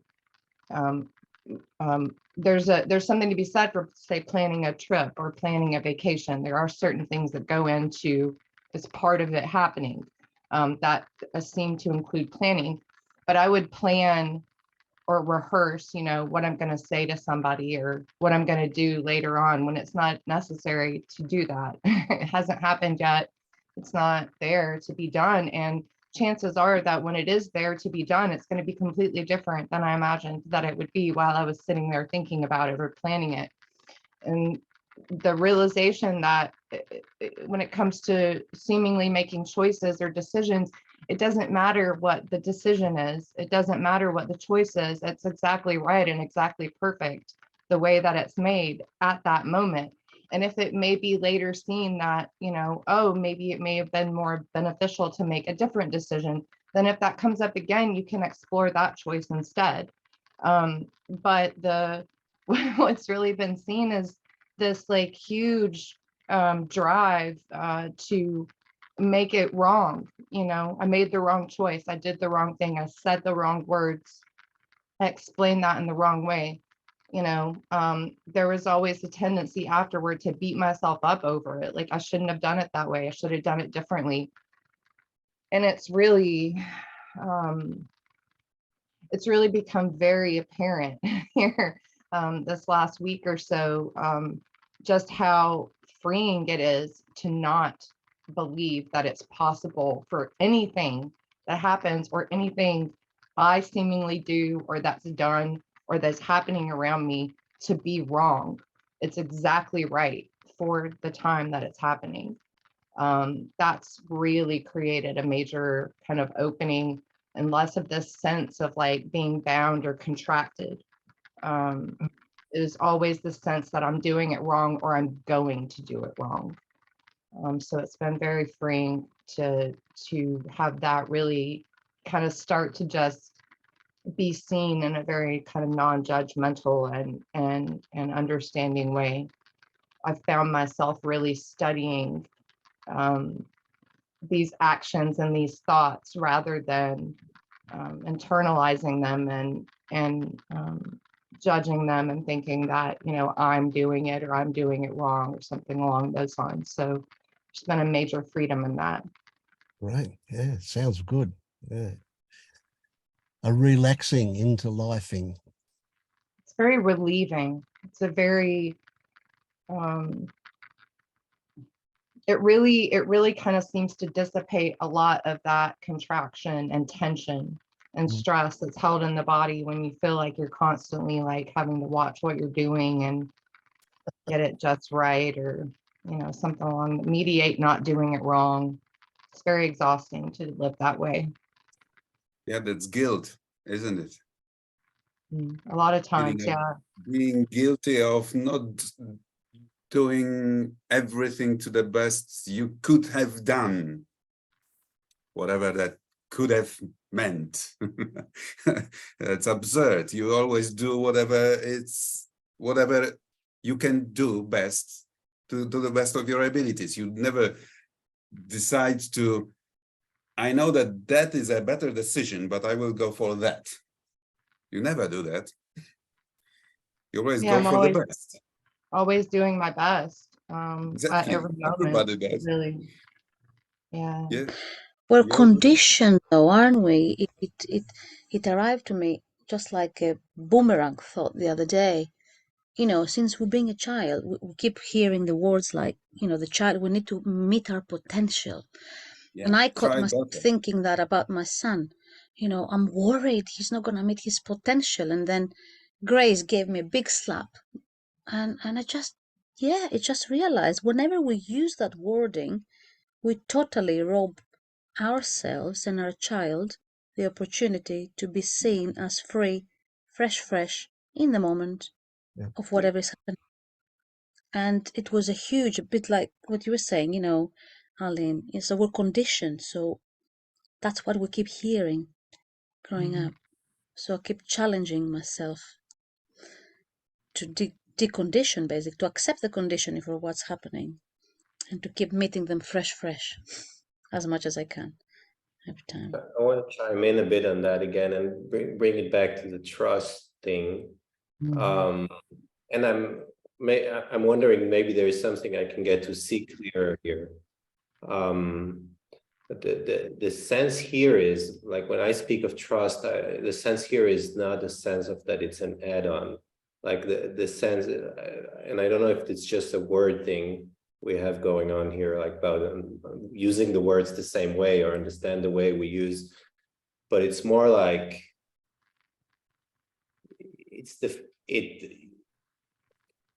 well, it's the felt sense that's there. You could say that it's just describes the felt sense when there is not a distrust. So yeah, right. So it can make sense for purposes of communication to say even I trust sitting on this chair right now, whereas if it suddenly started, if it started doing something weird, I'd have a different kind of felt sense, which is quite, in that case, useful of, okay, I'm just going to check what's going on with this, right? And then there is a process here of learning to, there's some kind of process going on, it seems, of noticing when a sense of contraction or distrust come up. Is that there are the moments where it's just useful information, it seems, but then there are those where it's these habits we're speaking about from childhood, these these kind of fear patterns from childhood playing out to be recognized. Yeah, that's an interesting one. When you examine it a little,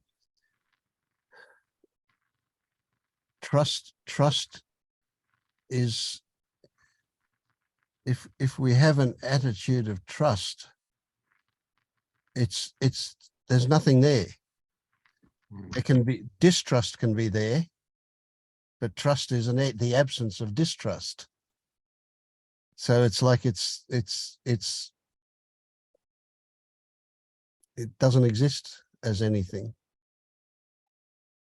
Is it more like a knowing? Because as we're talking, I realize trust is not what resonates with my experience. It's more like an inner knowing, a radical inner knowing that things happen as they should. Because trust is almost an implication of separation again, isn't it? We're back into, as implied, of a separate reality to who we are. Yeah, I like what you said, Maria. If there's trust, then there's someone who trusts, and the trust is for the purpose of the safety of the one who's trusting. But those are all really stories. So for me, it's just seeing that things are what they are. It's not that things will go well or things will go badly, or it's just that it's just the inevitability of everything, and that doesn't require participation or resistance or anything. It doesn't require anything. It's just what it is. And Thank you, Jeff. So there's freedom and relaxation in it. Yeah. Thank you, Jeff. This is exactly what I was looking for when I was looking for when I was how to, I'm lost for words when I applied for guidance in LU.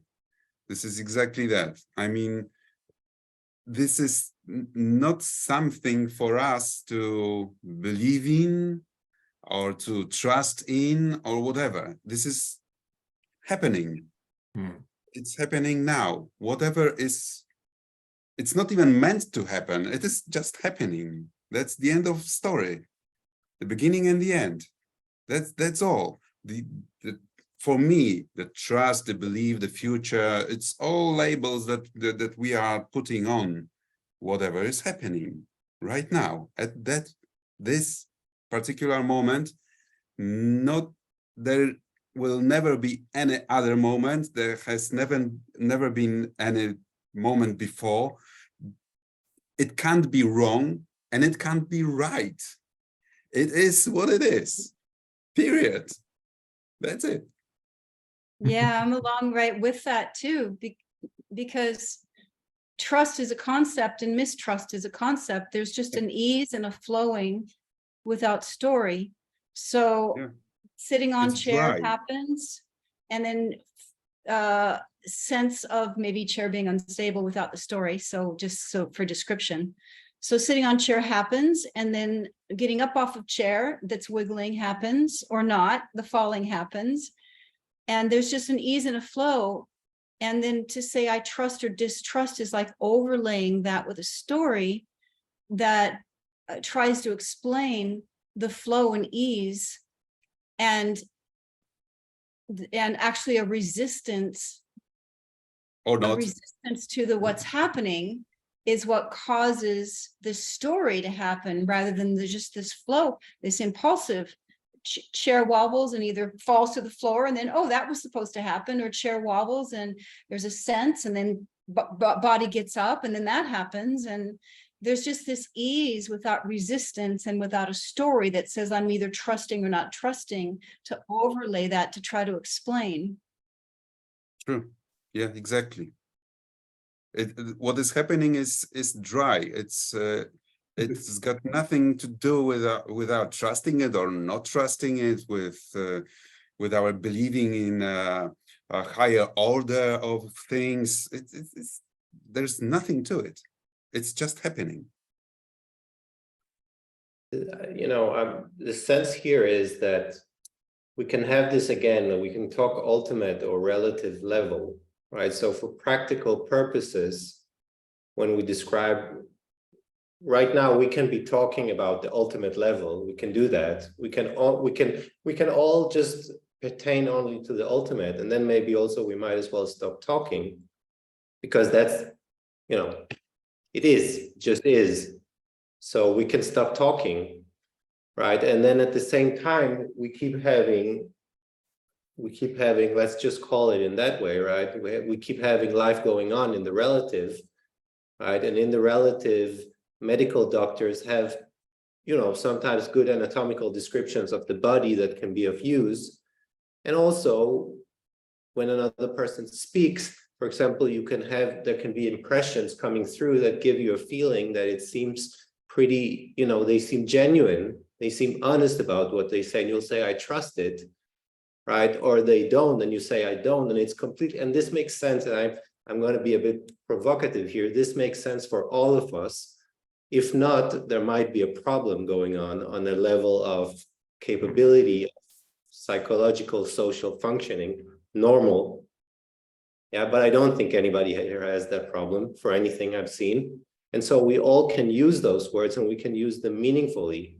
And when we choose here to talk about those aspects of our process that still have to do with life, we're talking about the relative, these words make sense. And yes, we can jump to speak about the ultimate. We can all do the jump here right now. What is this? Yeah, I agree. To live in the world is to engage in the relative, and it's the thing about realization is there's freedom to be at any level of relative or absolute as appropriate to the situation, just spontaneously and easily.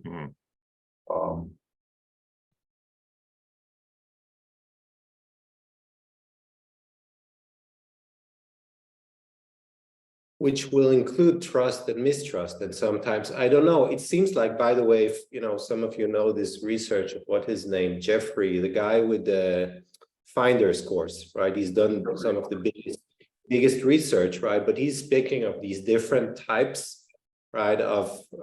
But I'm just bringing it in because it seems like in some of these, apparently there is no experience of emotion, and in others there is, and it's kind of complex actually, with different, but yeah, I don't know how far I actually want to go into this, but I'm just answer what you said, Jeff. So part of the functioning in the relative is emotion as well, right? And part of the, at least for, I can say here, and I think, you know, and part of that flow is actually not some kind of, there is no movement. There's no feeling of trust or distrust. There's no movement of love or, you know, attraction. It's not like that those things are gone, or sadness, or, happiness. It's rather that there's more and more freedom into that. Yeah. Yeah, I think that's right. So in Jeffrey Martin's view, you can get stuck in a place like, I think he calls it level 4, where basically your emotions are gone, you're kind of dead to the world. And but he does talk about moving between these levels. Or yeah, so and I think whatever arises, and I don't know what to say about it. But when we talk so much about the absolute, I think it's just for the sake of clarity. It's not like this is a destination that we're aiming to spend all of our time and attention in. But it is a touchstone. It's a place to return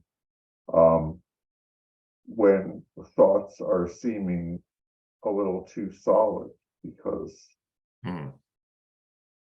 don't need to be solid. They're functional when they are, and when they're not, they can be released.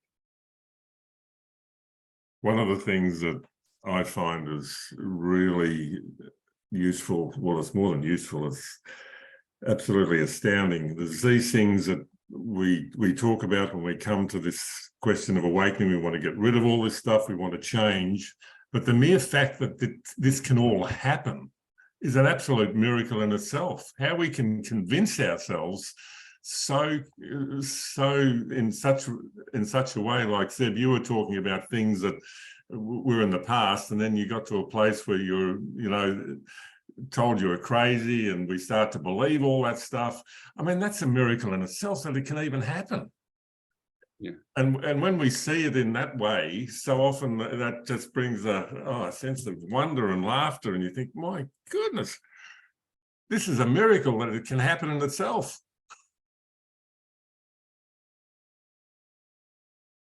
It's a bit of a discussion about the absolute when we start talking about what is our fundamental nature. So one of the things that we appear to be doing is removing corruption. We're getting rid of the distortion that we bring to life by believing all these bullshit stories about how things should be. And once we remove enough of that distortion, that corruption, we kind of expose a fundamental nature. Yeah. And I think, I imagine, it's just a story, but I imagine that our fundamental nature is to be happy. I don't mean we're rolling around laughing all the time, but we are like that little child who's just starting to discover the world. And he's fascinated by a stick and a stone and the dog, and everything is just an amazing discovery for him. And I think that's our fundamental nature, that we actually move through the world with this sense of awe and this, even a desire for discovery about what might be. Yeah. So Vince, when you say that, and again, this is a story, but life has some inherent eternal qualities like love and peace and happiness. You were talking earlier, Seb, about unhappiness covering things up. There's inherent qualities there, and as you say, with the way we bring an overlay on, those things become hidden. And it's not that they're not there, it's just that they're veiled with some disturbance of some nature. Yeah. And some of those disturbances we love and we want, and some of those disturbances we don't want. And away we go.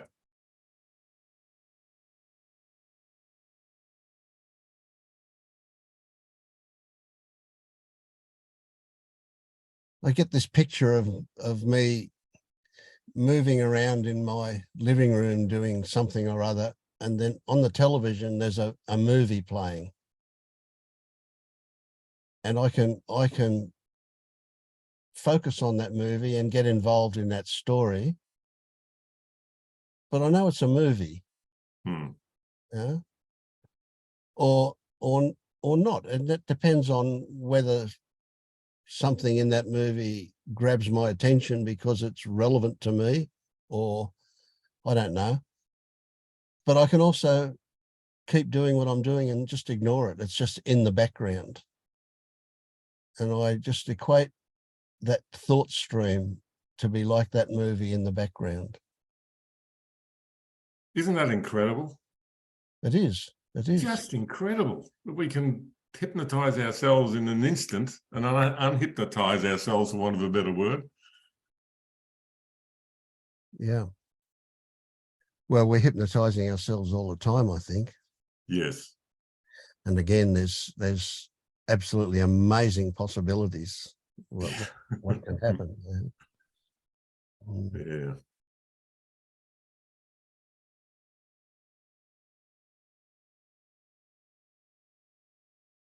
May I ask a question about emotions? Because we were talking about emotions, about fear, about love. And I think it's Jeff who mentioned, I didn't quite catch that, room 4 or level 4 of something, and I think it kind of rang a bell in me, because I am emotionless most of the time. And the question is, there is sometimes a thought that I should do something about it, because this is not as it should be, as it's supposed to be. And I don't remember who was that. What was his name, actually? I remember his face, but he's gone now, I think. He was talking about Jeffrey Martin. Yeah. Yeah. Okay. I will write it down to learn something about it, about him. Because the thing is that in the past, of course, I was driven by fear, existential, very deep and very demanding of me fear that was, I was basically built on fear, if you can say so. My I was built on fear. I was at the fear impersonated. And I was running away from it all my life until I learned that you cannot outrun a fear. You have to run into it and dissolve it, kind of, by looking into it, by standing, listening to it, feeling it to the core, just exploring it to bits, basically. And that's what I did. And with that fear, all emotions fell off as well. I mean, I got rid of the fear. I'm apart from extreme situations, I don't fear it. I don't feel fear. I mean, if there is something that really threatens my, not even life, but my mental well-being, I'd say. For example, some kind of psychedelic drugs that are driving me absolutely insane, then there is a fear coming up. Sure. So I don't do drugs basically, because that is too hard of an experience for me. I mean, it is driving me into the never-ending abyss of suffering, of unimaginable dimension. This is like a self-perpetuating, enhancing loop in my head that is happening. So this is the only time that I have experience of fear. But as I said, with the fear, most of emotions like drama fell off. That's what I said when I said that it is. That's what I meant when I said that that the drama of life is missing now. I'm not sure if I missed that, but for sure my family misses me with these emotions. That is for sure. They think that I'm just dead. There's a couple of possibilities with this not feeling emotions. I feel them, but I don't associate with them. Okay. I'm not enjoying them. I'm not riding on that horse. Yeah. Okay. Yeah. It's like they are again that they are dry and they are transparent and they are not really engaging, not interesting even. So if you were to be having a discussion with, say, with somebody in your family, and they expect you to have a certain emotion about something they're telling you or whatever. Yeah. Does it appear that you can allow yourself to respond with emotion for the sake of that interaction? Yeah, Or, but it's like if you feel like you're pretending when you do it. I feel like I'm pretending a bit. I mean, this allowing is kind of pretending. I mean, this is not natural. Yeah. I would rather say that that's a sad story. Yeah. Let's go on. Yeah. Because there's another fellow that I saw yesterday at a meeting, and he also has reached a stage where there's no emotions, no emotional reaction to a lot of things. Whereas the opposite occurs for me. I tend to be more emotional than I ever was. You know, I can laugh and cry quite inappropriately as a result of this dropping of filters. No, I have no idea, you know, whether I will eventually get to a point where I feel this or not. I don't know. You know, I don't know. I just have some concern that maybe, and I'm not saying it is, I have no idea, maybe that lack of emotion is how can I put it? A subconscious control to keep the fear away, maybe. I'd if like it to is add subconscious, something. it is really deeply subconscious because I don't feel that. Yeah. Okay. Fear at all. Yeah. But that would be unconscious, right? That's Sure, a definition. Yeah. I'd like to add something about emotion. I went through quite a phase where I was just the seeing, and people would call me Spock, you know, Spock with the Vulcan with no emotion. And I started looking at that because I wanted to feel something. And it was a very deep unconscious disconnect. And is what I saw later. And I still saw, like I talk about the containment of sound. Well, I'm now starting, what I'm noticing is what's starting to happen is a containment of other. And the other is me. And so when there's crying happening, it's felt here, but I had to go, for lack of better explanation, back into my body and allow all these sensations that I had just like cut off without knowing it. And that became me and other. And so as I started seeing the reflection that other's pain is my pain projected, right? Because it's a reflection and a projection. And so when I see that that's my pain reflected in the crying without the drama, I'm not talking drama, I'm talking when sadness arises. I don't need to get into stories of dramas and he said, she said, and oh, you did this and all that. I'm not talking about that. I'm talking true, authentic experience happening.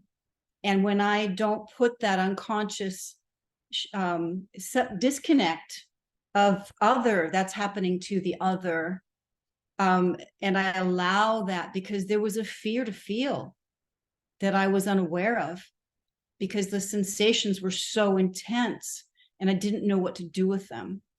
And so as I go back into the body, into these felt perceptions and the reflections of the mirror, that I can feel when other is crying or other is sad, and or I'm sad, and now I go into the body and I feel, what does that feel like? And I get back with that connection within myself, and then all that uncontrollable comes out.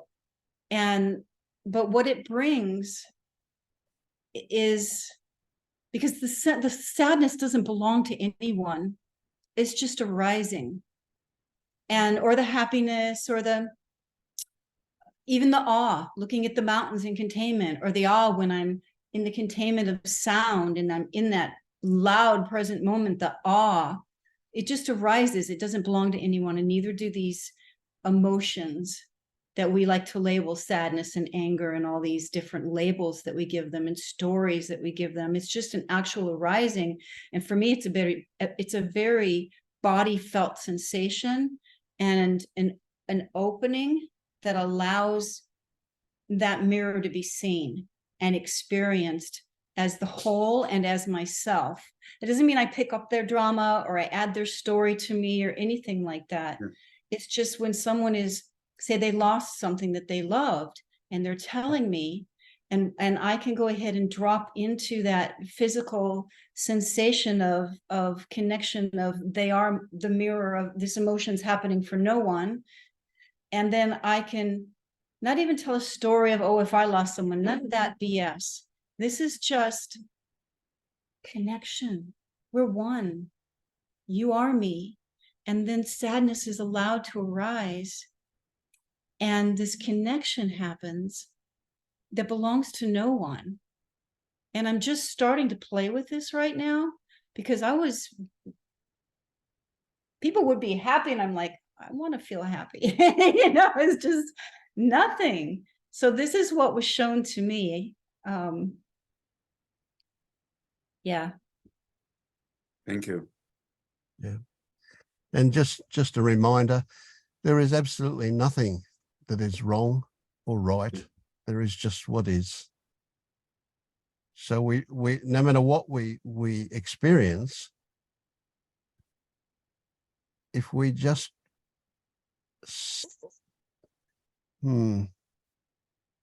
if we just appreciate it, it's going to change, no matter what it is. I mean, it's going to change anyway. But if we can appreciate it, if we, it's more likely to change in an adaptive way. Yes. And for me, it wasn't about changing the Spock. It was about noticing it and noticing the sensations that came up around it that I would say, oh, I should feel, or I want to feel, or I'm just kidding. That's a story, right? But there was looking, there was noticing, and then there was sensing. And as I became more and more aware of what it sensory felt like to be not having feelings and not really feeling connected, and knowing the difference between being open and connected as one, and taking on other people's stories and carrying them around and agreeing to them or whatever. There's a difference between this breathing of energy that moves back and forth and is open and isn't afraid to be experienced and shared, versus I'm going to take on your story and agree with you and create drama and No, it's none of that. It's nothing like that. It's so much more lighter than that. That sounds beautiful, Jenny. Thank you. My version of that is not exactly what you're describing. Maybe it's similar.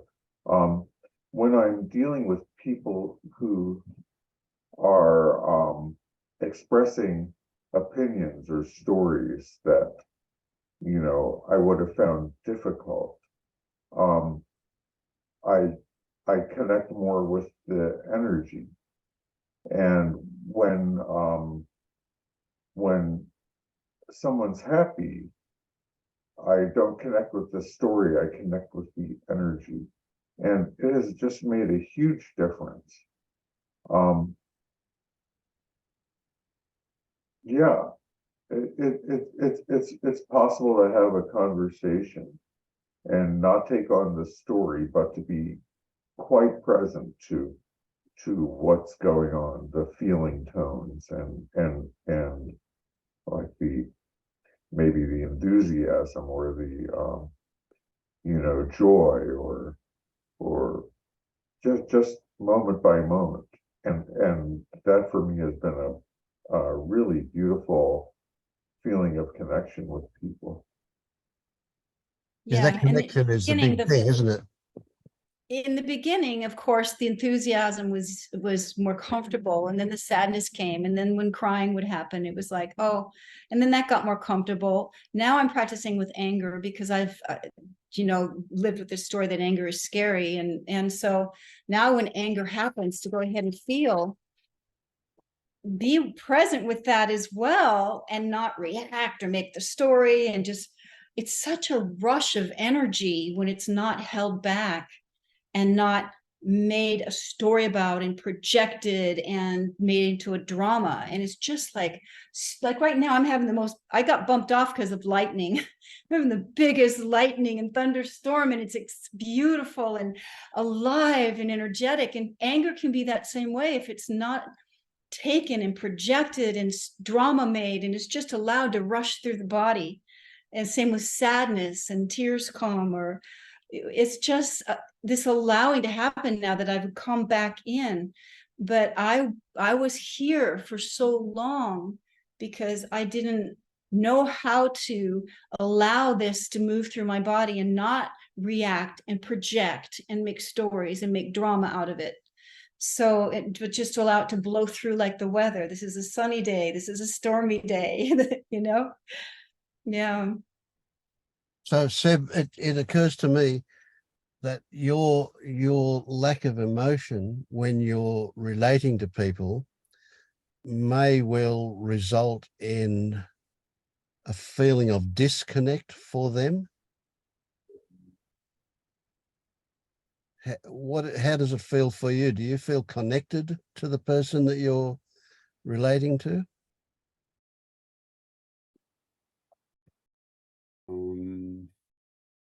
I feel connected, but on a different level, to be honest.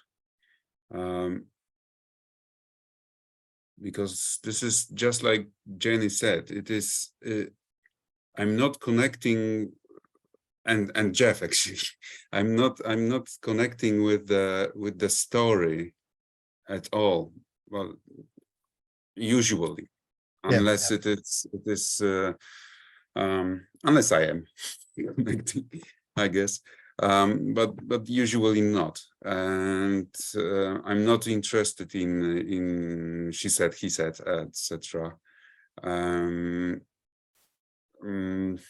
But with energy, yes, and with I am for them. The thing is, they feel connected with you. Yes, but I don't want to for it to sound weird, but I don't need them. In a way. I mean, I'm not. It appeared to me when my wife was, we have a 17-year-old son, me and my wife, And I told her, not thinking about it much, I told her that I don't need him. And it wasn't taken well. I am for him. I want him to know that I am for him, that I will do anything that supports him for whatever need he may have. But I don't need him, and that for the first time when I said that, and I saw the reaction, I understood that it is important for other persons to be needed by me. And I know from that point that actually, not knowing that, I made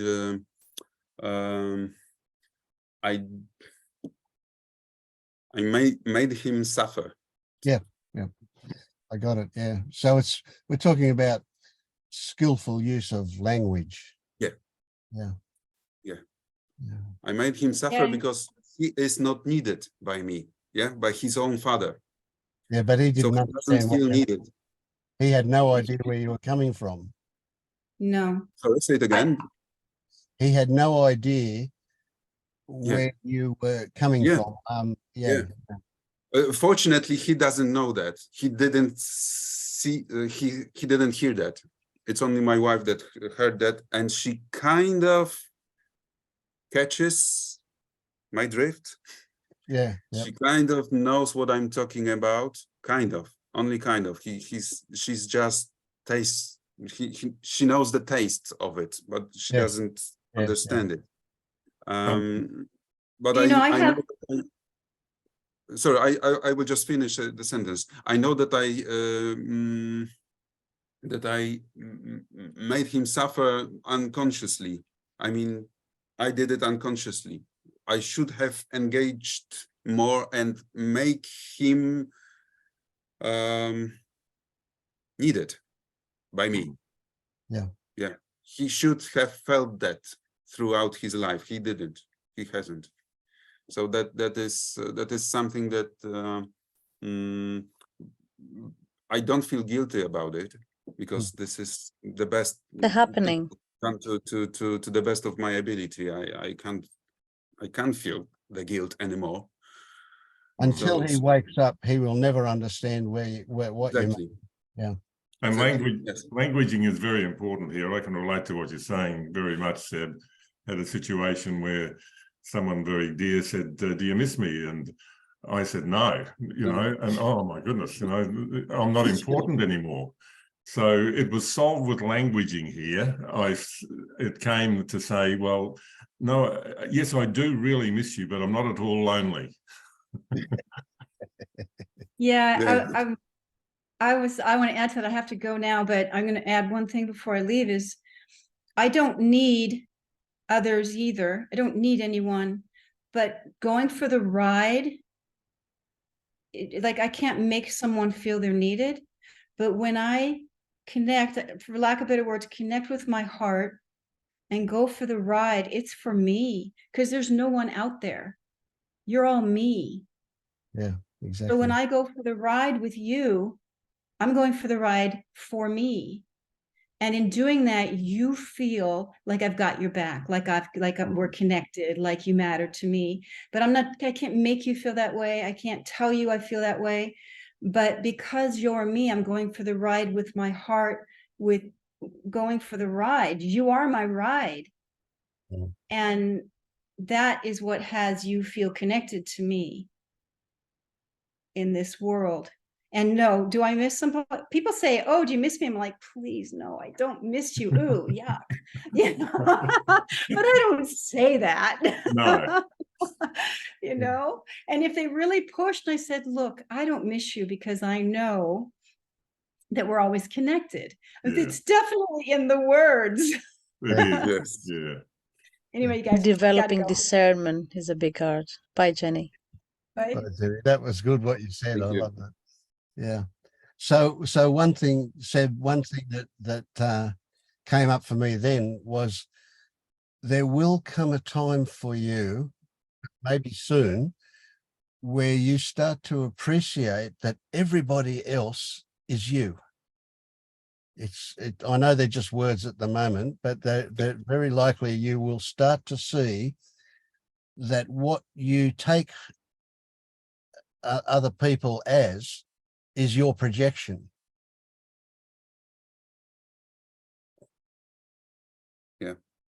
On some level, I know that, Great. Yeah. but it's still not integrated. Yeah. I can say so. But it can happen fast. You can just drop in really easily. Yeah. Or not, whatever. Mm. I'm Well, also going. Really enjoyed tonight. Good night, everybody. okay. Lovely to see you, Maria. Really Bye-bye. pleased you're Bye. here. Yeah. Bye bye. I guess we'll wind up unless we've got something else to go. Yeah. We're coming I up wanted 3 I hours. just wanted to express my gratitude to. Oh, for- great. You were great, Seb. I'm really pleased you came. Yeah. That was It excellent. was It was, great. Seb, your open-heartedness and just letting it all just hang out. It's just beautiful, and it opens up. It creates an aliveness, doesn't it? It's just Funny, you know, beautiful. Alan saying that brings up emotion in me, and I imagine that you don't feel that emotion. Yeah. Yeah. I can feel happy now. That's beautiful. Great. Yes. Yeah. Yeah. And Nice. thanks for what you shared, Thank Jeff. That was I could identify with that, not identifying with the story, just feeling into the moment, the energy and deep in here. Yeah. Stuff, Beautiful. Yeah, Vince, again, thanks for, hosting this. It's just, No worries. Yeah, look, I just get so much out of it myself. How can I not do it? Yeah, yeah, it's great. Yeah, beautiful. I Very feel good. like you're all my family. Yeah. We're all you. Yeah, exactly. Okay. Let's do Okay. it again then. Okay. All the best. Bye-bye. Love you all. Thank you Bye. very much. Thanks. Bye bye.